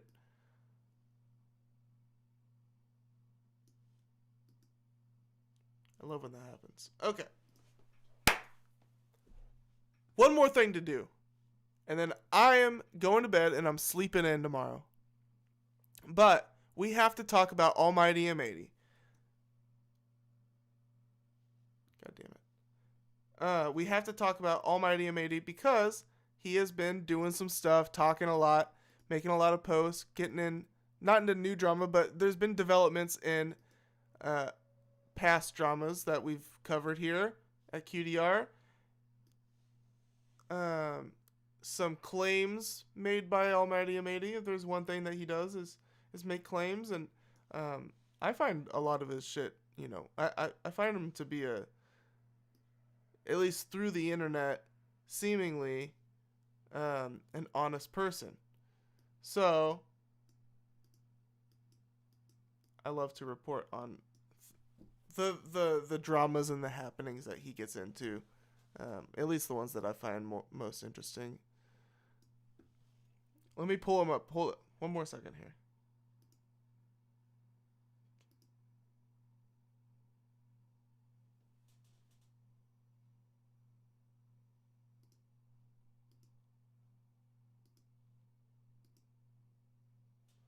Okay. So I've kind of got just like a smorgasbord here of Almighty Amazing happenings, and I will go in order of how I wrote them down. Okay. Yep. By the way, 3:30 in the morning for me right now. That's why if I look tired, if I sound tired, it's because I am. But, you know, we do this, I do this for love of the game. All the blood, sweat, and tears and late nights that go into this, it's all love of the game. And it's all worth it. But anyways, I'm just yapping. I'm waiting for music to open up. We got a few more things to discuss. Okay? But they all have to do with Almighty M80. Alright, and we're going to start with... we're going to start in conspiracy land a little bit. And that's okay, because... I'm not usually one for conspiracies, but I am one for dissecting art. Okay? I'm here for dissecting music. And Almighty M80... he dissected the new Conway the Machine album, or at least one track from it, titled Attached, the song Attached, featuring Lady London. Okay, and in it, according to Almighty M80, this is Almighty's claim here, not mine, and I'm not co-signing it or anything. I'm just relaying the information. You draw your own conclusions, I guess. I'll talk a little bit about what I think, but... he says, shout out to Conway the Machine. Lady London wasn't bright enough to catch this bar. That's 1,000% bigging up me. Bigging up Almighty M80. Now, Lady London has her own verse on the song, and Almighty M80 is saying that Conway the Machine is dissing Lady London on the song that he has her featured on his new album. That's kind of a lofty claim, but... Here's M80's here's his proof or whatever. 1, the quote is Maybach butterscotch interiors peanut butter. It's not from the streaming numbers. And in parentheses, M80 goes, no member of Griselda has this, just the 8 God. The Maybach butterscotch interiors peanut butter. So M80 says that he knows that no other member of Griselda has it, but Almighty M80 has it. Claiming that Conway had M80 in mind when writing this. Plus, Almighty had to let London have it for discouraging an entire generation of new artists from pursuing their dreams just because she's not getting money in the digital space. All my people are winning over here. New cars, new homes, etc. all from streaming. Okay. So I'm a little lost. There's a big parenthesis there. But he's saying no member of Griselda has this, just the 8 God. Plus, I had to let London have it for discouraging an entire generation of new artists from discouraging an entire generation of new artists from pursuing their dreams just because she's not getting money in the digital space. Okay, I'm a little lost on it, but according to M80, Conway is talking about M80's Maybach butterscotch interior peanut butter. Okay, and then the other instance, the second instance is the quote, "You got toxic vagina. The way you ride my shit is a constant reminder." Okay, and that's the quote. Pretty vulgar, sorry. But M80's input here. He says, "Facts, it's okay to acknowledge that only one of us, me, did right by Chino in his lifetime. You'll be alright though, haha. You no longer have to hate me, and I'm proud that you have decided to save the little rap money you have instead of spend it on Chynna and Stacey Castro." And we'll get into more about Chynna and Stacey Castro to fund a no-win lawsuit against me. Smart move. Because Chynna is suing M80 over Chino XL's music and like the rights to Chino's music and whatnot. And it, like I said, we'll get into it. There's more details that have been revealed since I kind of last talked about this, which has not been much. I've not talked about the Chino XL and Almighty M80 stuff really at all, except for when Almighty came on and talked about it himself. That might be the only time I really mentioned it, because I didn't know really what the truth was. So if I don't feel like I have a good idea of what the truth is, I'm not necessarily going to talk about it. But some new shit has happened, and I do know kind of like where the truth is lying now. I have a clear image of where that's landing or what's really going on. And sure enough, M80 is looking like he's been telling the truth the whole time. So, but I'm a little lost on this one though, M80. I gotta admit, I'm a little lost on the attached, Lady London. Maybe M80's got to come on and break it down further for me. That'd be a good. I'm gonna reach out to M80, see if he can come on and break it down a little further for us, via Zoom or something, so I can get to the meat of it, or I can get to the heart of it. I'm still trying to dissect number 2 here. You got toxic vagina. The way you ride my shit is a constant reminder, and then M80's personal input to that is, "Facts, it's okay to acknowledge that only one of us, me, did right by Chino." So he immediately goes into talking about Chino, but I wanted him to explain how this is a diss to Lady London, which, and if this is making, if you have no context for this, I'm sorry, but I guess I didn't really ever have context for it either, and it's all started to like piece itself together for me as I've learned more about these people. So let's see, number 3 here. Then Lady London goes on to rap about only fucking dudes who can put her in a Benz truck or a Cullinan, since streaming ain't paying the bills. Ha ha ha, victory. Okay, so that's that. Shout out Conway. Go listen to his new album, You Can't Kill God with Bullets. Yeah, that one's Almighty M80. We'll just say this: he's winning. All right, but so a week ago, Body Bag Music, this guy here,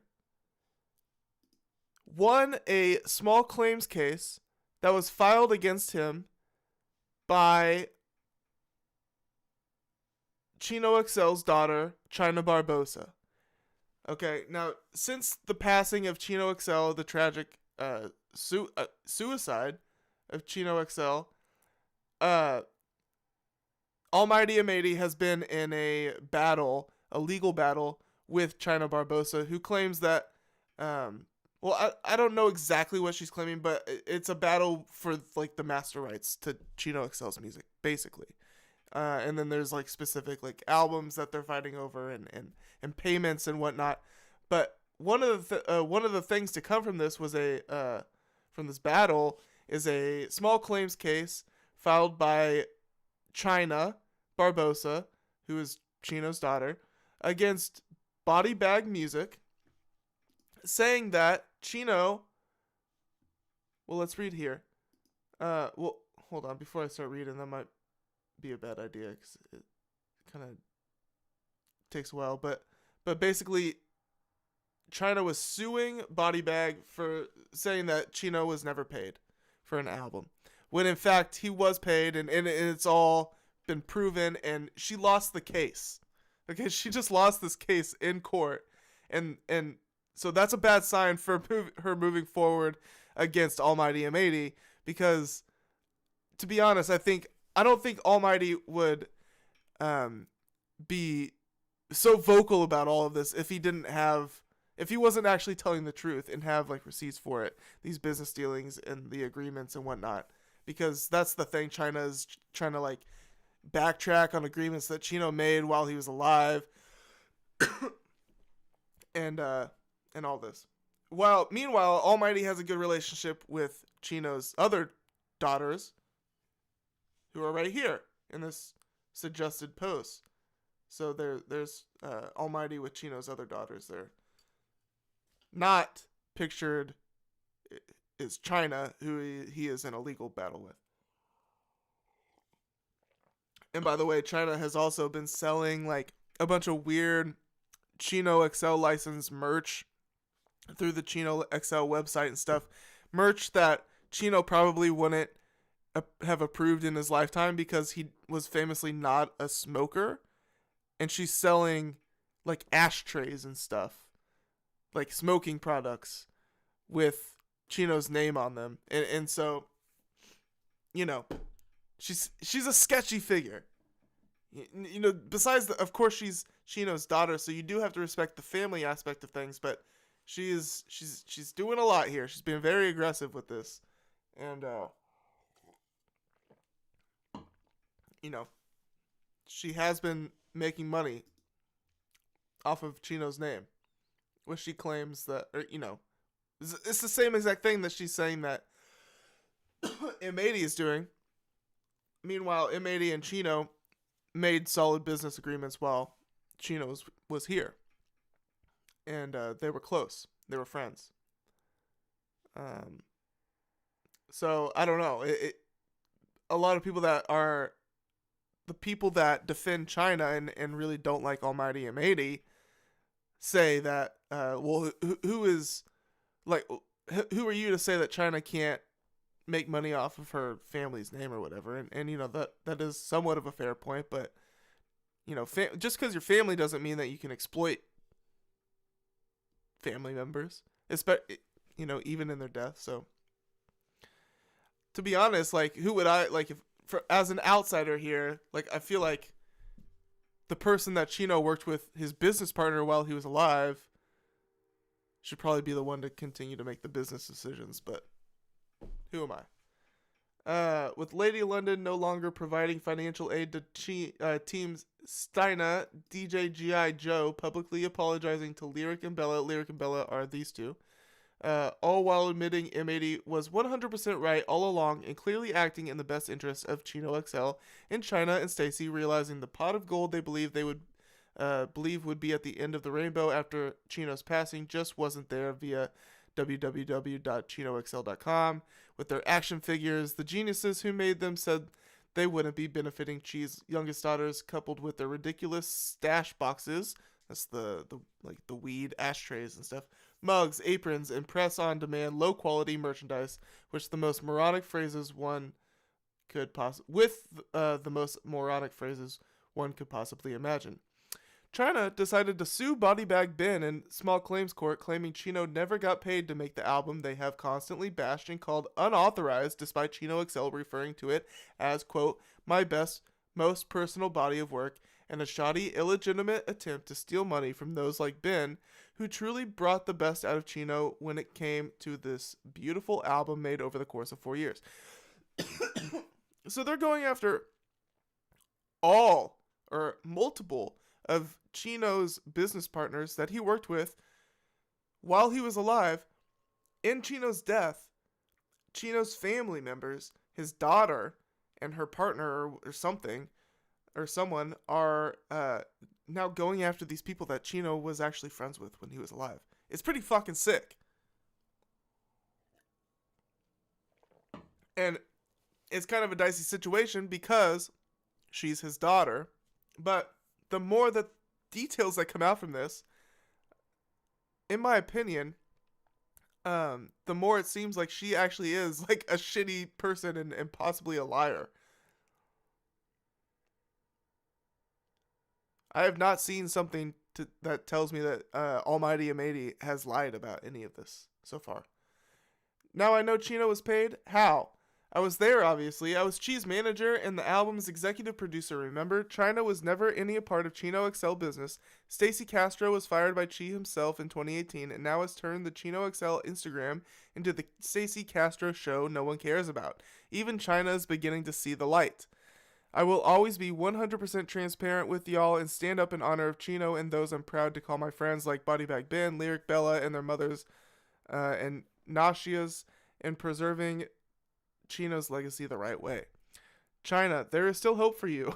I believe you are capable of doing the right thing. However, trying to steal money from Ben, fully knowing your father was paid by Ben, Levi, and myself for the work in question is not the way. Perhaps focus on people who may actually owe your father money versus the ones who not only paid him but took care of as many of his personal needs as humanly possible, going above and beyond the call of duty because Derek truly meant that much to all of us. Derek is Chynna's real name. Shout out people named Derek. Okay. All of that was the caption to a post with even more text. So this is a letter to the court from Matthew M80 Markov, in reference to Chynna Barbosa versus Ben Ordonez, which is the small claims. So M80 goes, my name is M80 Markov. JD and I served as an A&R for 17 years for the career of artist Derek Barbosa, professionally known as Chino XL. I also served as the artist manager from March 2021 through the time of his unfortunate passing in July 2024. After the passing of Derek Barbosa, Chynna Barbosa, plaintiff herein, requested financial records from me detailing all revenue provided from me to her late father, along with all paperwork from any previous business deals and personal dealings to keep for legal record. These document scans were requested by Chynna on August 23, 2024, and uploaded and received by Chynna Barbosa on August 25, 2024. On these documents, on page 1, states that the 2024 payment included payment for Darkness and Other Colors, this is the name of the album, from 1332 Records from within, a total paid to Derek for work services totaling $19,500.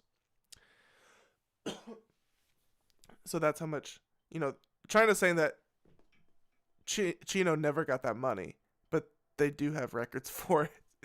Chynna's lawsuit against Mr. Ben Ordonez is simply that out of spite and with malicious intent, as she has always been aware that 1. Ben Ordonez was the former master owner of the album Darkness and Other Colors.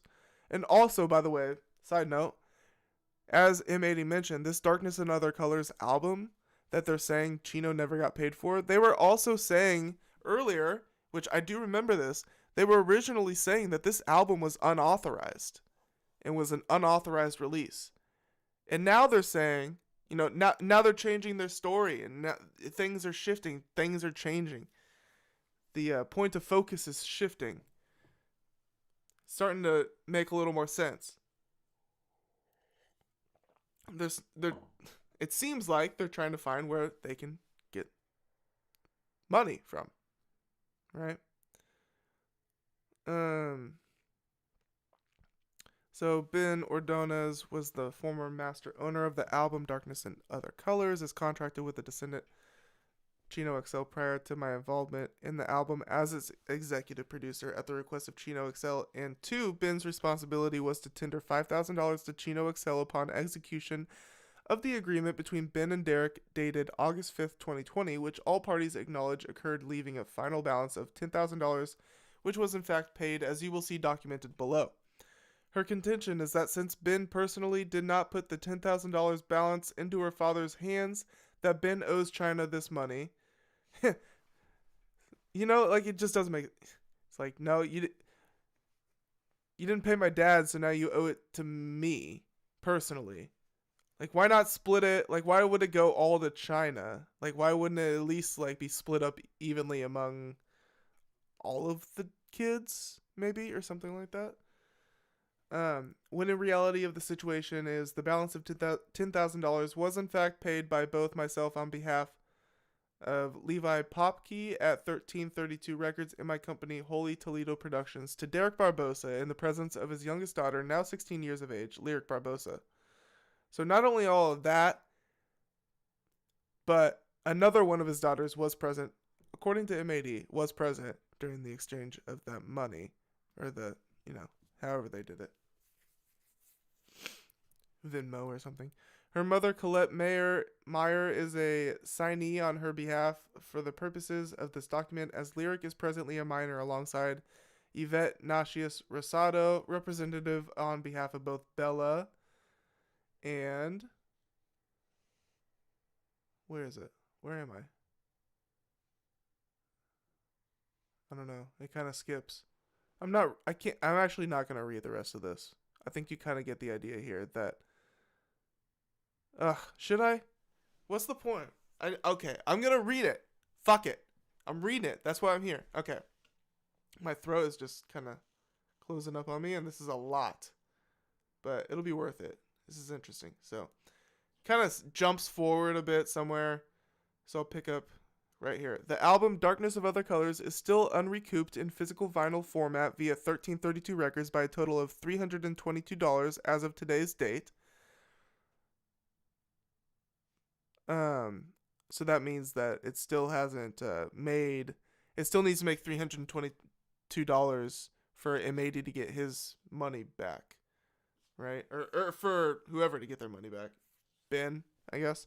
Royalties to anyone on behalf of Chino XL, whether it be the plaintiff or the youngest siblings Lyric and Bella, are only made payable upon the realization of profit per album format and are strictly a matter for the family's internal probate court hearings.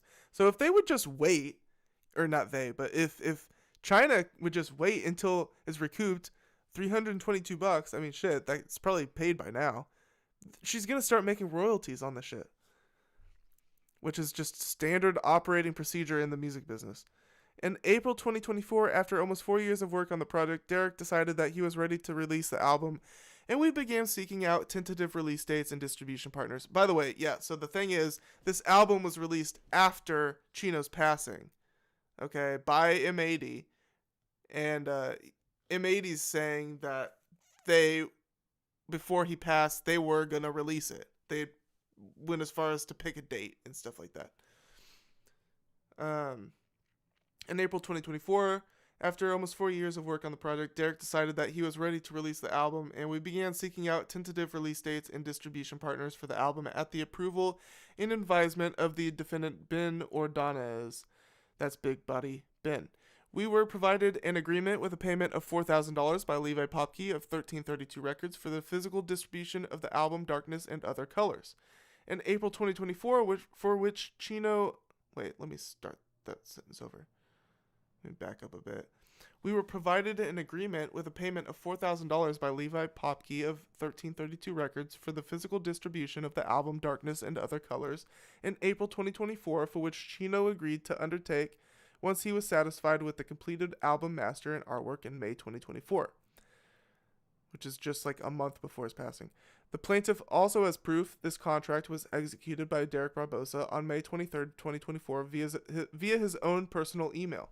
So they all got the receipts, bro. Due to personal and online banking issues stemming back to 2022 to 2023 via Bank of America, requesting cash payments became the, quote, norm for Derek, and I, of course, would oblige him in any and all of his cash requests. Exhibit where Derek was contesting missing over $4,000 via Bank of America fraud available upon request. So that's how Derek would get money. Chino would get money. He would send, Venmo or Cash App requests to M80, and M80 would send him money most of the time, or all the time, I guess.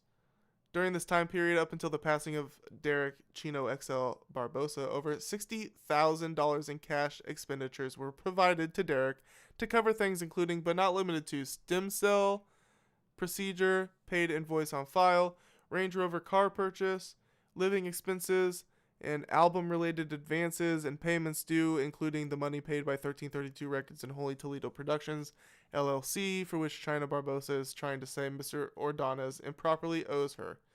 Oh, she's cooked! Oh my god, she is actually fucking cooked. Oh, wow. This is great. That's hilarious, dude. This whole time, she was... I mean, I had a feeling...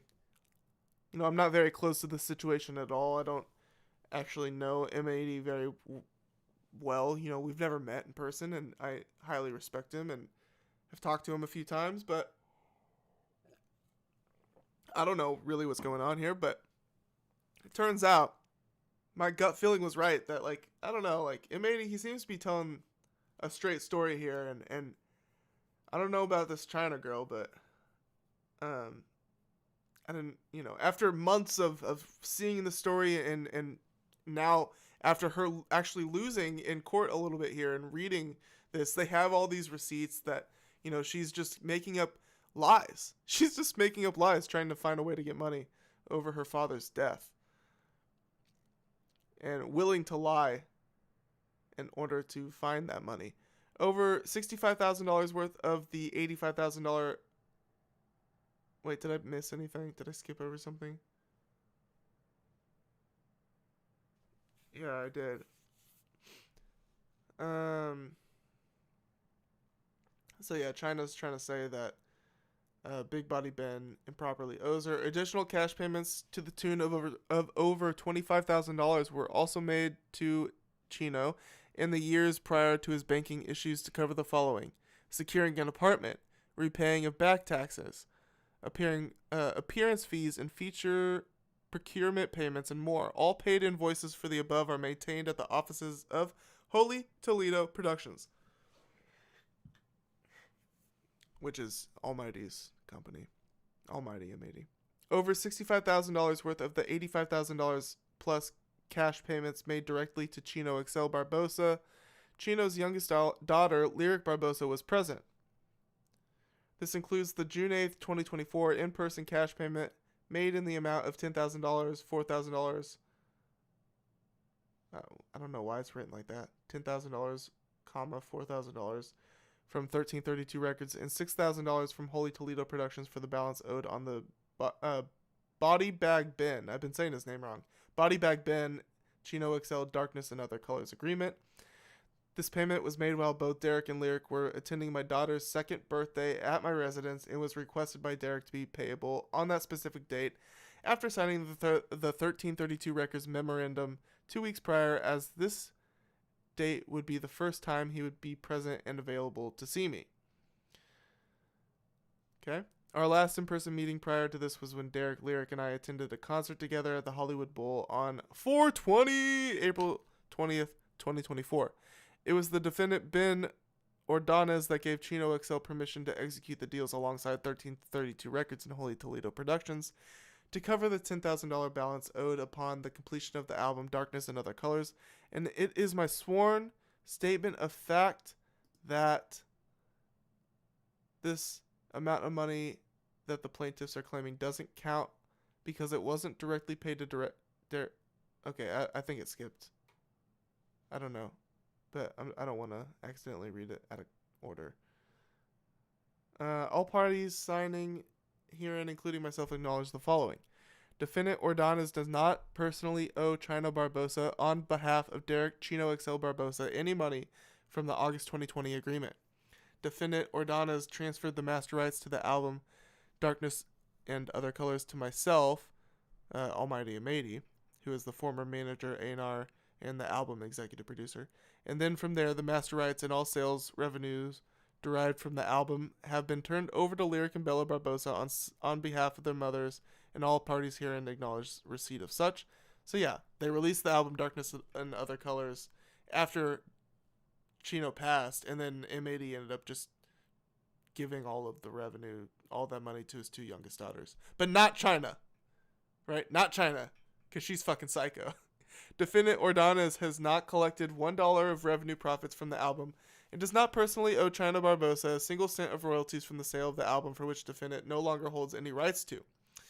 Per court order, any issues pertaining to affairs of Chino XL are to be addressed solely in probate court and okay, that's signed by Matthew Markov, Ben Ordanas, Levi Popke, Yvette Nachius.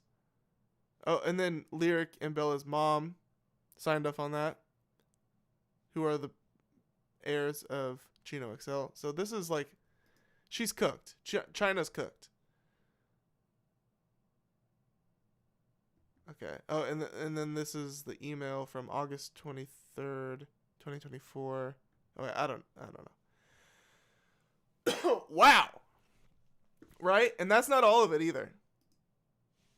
Not all of what I need to talk about. Okay, so here's it's Body Bag Ben.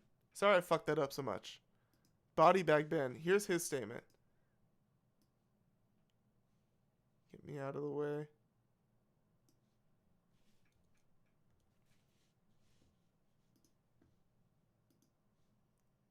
Refresh a little bit.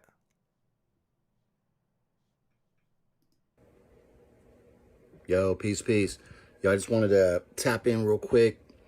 I know that some folks been wondering what was going on today with the whole the Chino estate thing and everything like that.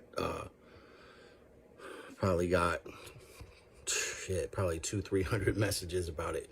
So the long story, man, long and short of it is, the judge said there's just too many nuances, too many things that she needs to still consider, go through the documents, this, that, the third.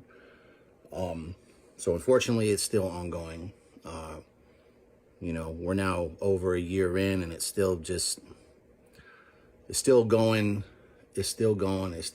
So, when did this? Interesting thing though. Okay, well, wait a second. Okay, so I thought that.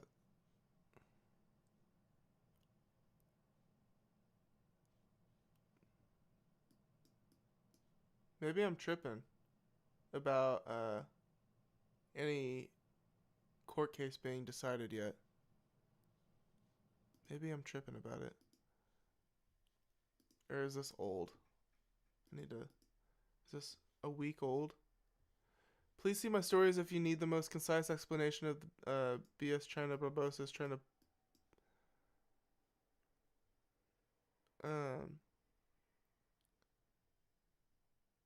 Okay, so I guess maybe nothing's been decided by the small claims. I guess I thought that was the case, but it doesn't change anything necessarily. China's still fucking cooked. Away from it was when you think you're being empathetic or compassionate or being a genuine person, and you're trying to just be a human, right? And level with somebody. And that's the stance that they took against me this morning. And they're using that against me this morning. So they're essentially using my own words against me. And that's their whole basis of what they're suing me off of, which is absolutely crazy. I didn't feel like ghosting them in the beginning. I didn't feel like, I just didn't feel like that was respectable to someone who just lost their father and all those other things, So I was trying to be a human, trying to be compassionate. And the craziest fucking part is, like I said, that is literally the only basis that they're using. She submitted documents to the court that are literally just screenshots of the email correspondence that we had. And I'm like, wow. So, at the end of the day, man, people's greed, I don't even know what to call it, bro. It's just so weird. I've never dealt with anything like this before. It comes in all... Her aggression, like she's aggressive, like litigious and aggressive and just like was so on it. I don't even know how. I think she's the oldest daughter. The other 2 daughters are like minors, so she's got to be the oldest, obviously. But I don't know how old she is. I'm guessing like 30s. All kinds of shapes and forms, bro. You know, if someone tells me they don't like me right to my face, I could live with that. Like, there's a cat online right now that said he didn't like any of my shit that I did on this new Danielson album. He didn't like the way I rap.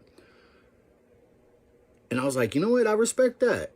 You know what I'm saying? Now we're just like laughing back and forth about it. That I could live with. You know, that's something I could go off of, man. Like, don't mask your motives with compassion and with a smile on your face, and then you got the knife ready to drive that motherfucker in. Like, that's some shit Yeah, nasty business. That's the energy that I'm picking up that she is given with M80 and then obviously this. He's kind of hitting the nail right on the head there. That's like real wicked shit right there. Wicked. And that's exactly what happened today. And I was just kind of like sitting there going, man, I should have just ghosted these people. I should have never talked to them in the beginning like I was instructed to. But I just like ignored all that and try to go off my logic. And that's, man, that's the shit that they're using against me today, which is absolutely absurd to me, man. That someone, actually it's not, man. That shit don't really surprise me. That's the world we live in, bro. Like, people who are opportunistic, who are just looking for an easy way out. You know what I'm saying? Like, I guess it's easy to try to pick off the guys that are compassionate and try to show some type of remorse. But you know, at the end of the day, man, it's a small amount. This shit ain't really shit to me, to be perfectly honest, yo. So it's like, if that's what is more important to her, I think it's over like $10,000. Is that little bit of money versus what she's done to her father's legacy, what she's done in the short amount of time, the 1 year that her and her people have had, and what they've done, how they've just destroyed this fucking poor guy's whole shit.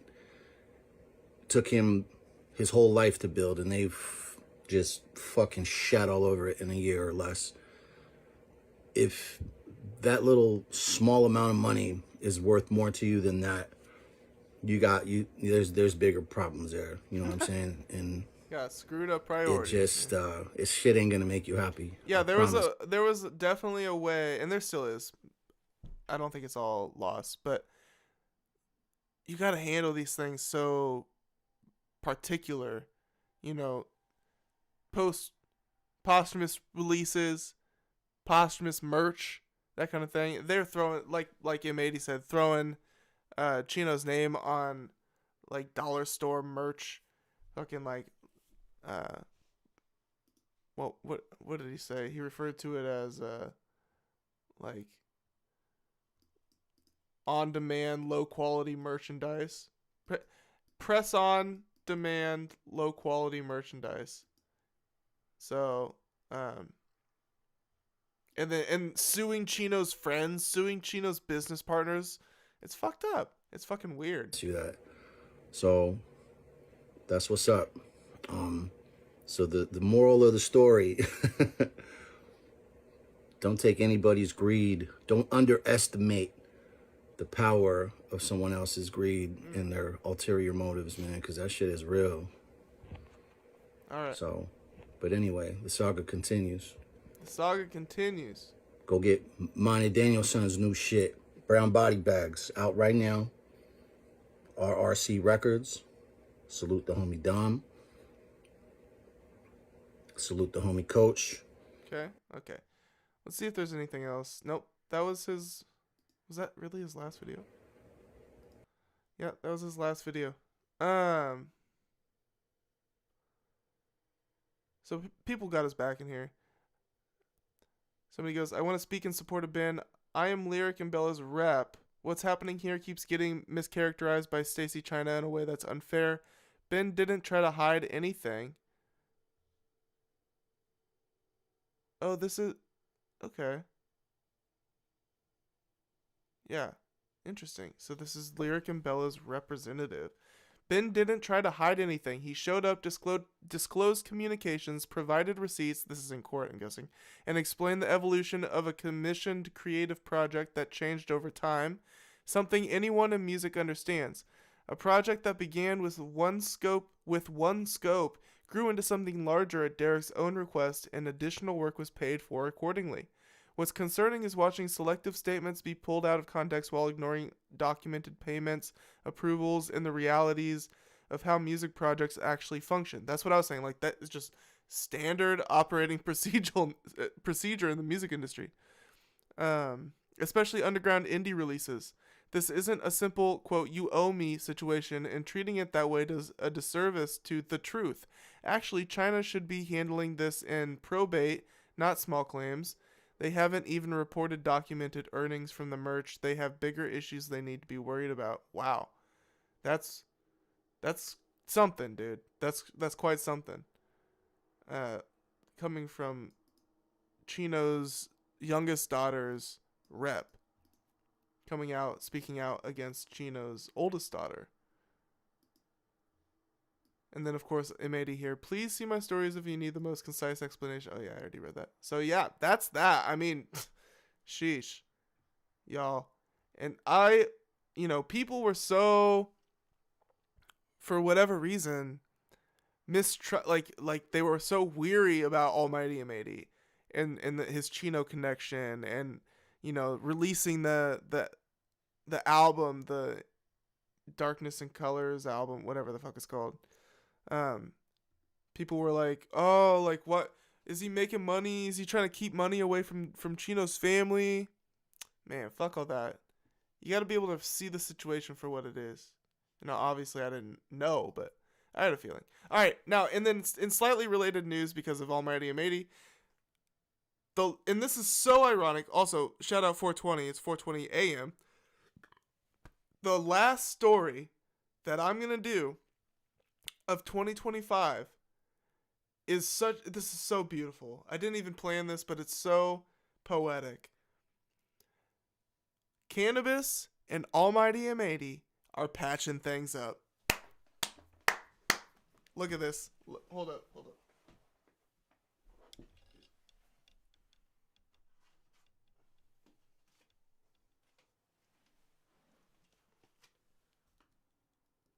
The goats. Canibus. This is awesome. Canibus and Almighty M80. They're patching things up. All right. This is not a drill. Some of you at home are going to find this hard to believe given the history of recent events. But Almighty M80 did work with both of these people today and had a nice conversation with Canibus in the process. And then he goes, shout out J. Cole.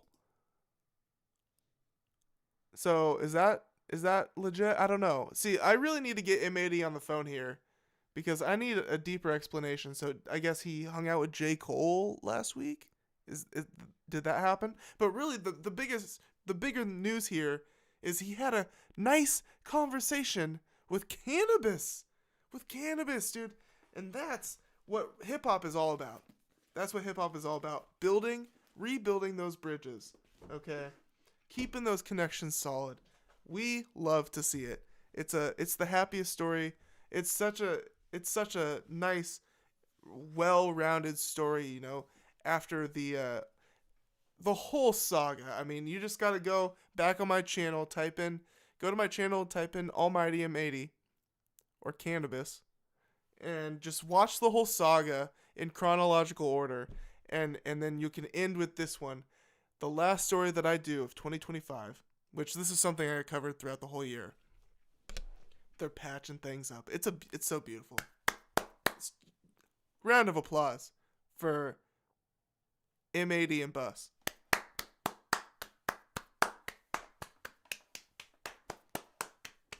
I'm so thrilled. I'm so psyched, bro. Fuck yeah. Almighty era. It's the Almighty era. It officially is the Almighty era. Okay? Shout out. Oh yeah, and then this is his book. So you can read it for free if you just go to his Instagram and Almighty's Instagram and follow probably the link in his bio. You can read it for free, or you can buy it as well. I bought it. You know, I had to support my boy. So that's that, my friends. 4:23 in the morning. Last stream of the year. I had to get it all. I had to clear the notes. You know, I had to do it all, get it all out, and we did it. We did everything that I needed to do. And my God, I am tired and ready for bed. Thank you. Thank you for watching in 2025. I mean, my God. And we're going to come back with a big banger episode in 2026. One of the first few days of the year, of the new year. I'm going to come back and we're going to do a best albums of 2025 ranked list. It's going to be fun. I'm going to bring some popcorn. You know, I'm going to make some popcorn. It's going to be great. And I'm going to also make a nice presentation with the album covers and whatnot. It's going to be a nice stream soon. Later this week. I mean, maybe early next week or something, but yeah.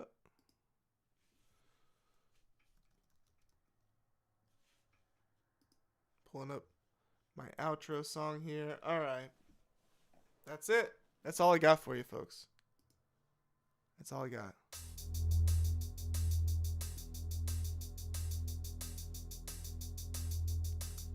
This has been Scratched Up Live number 59. This has been 2025.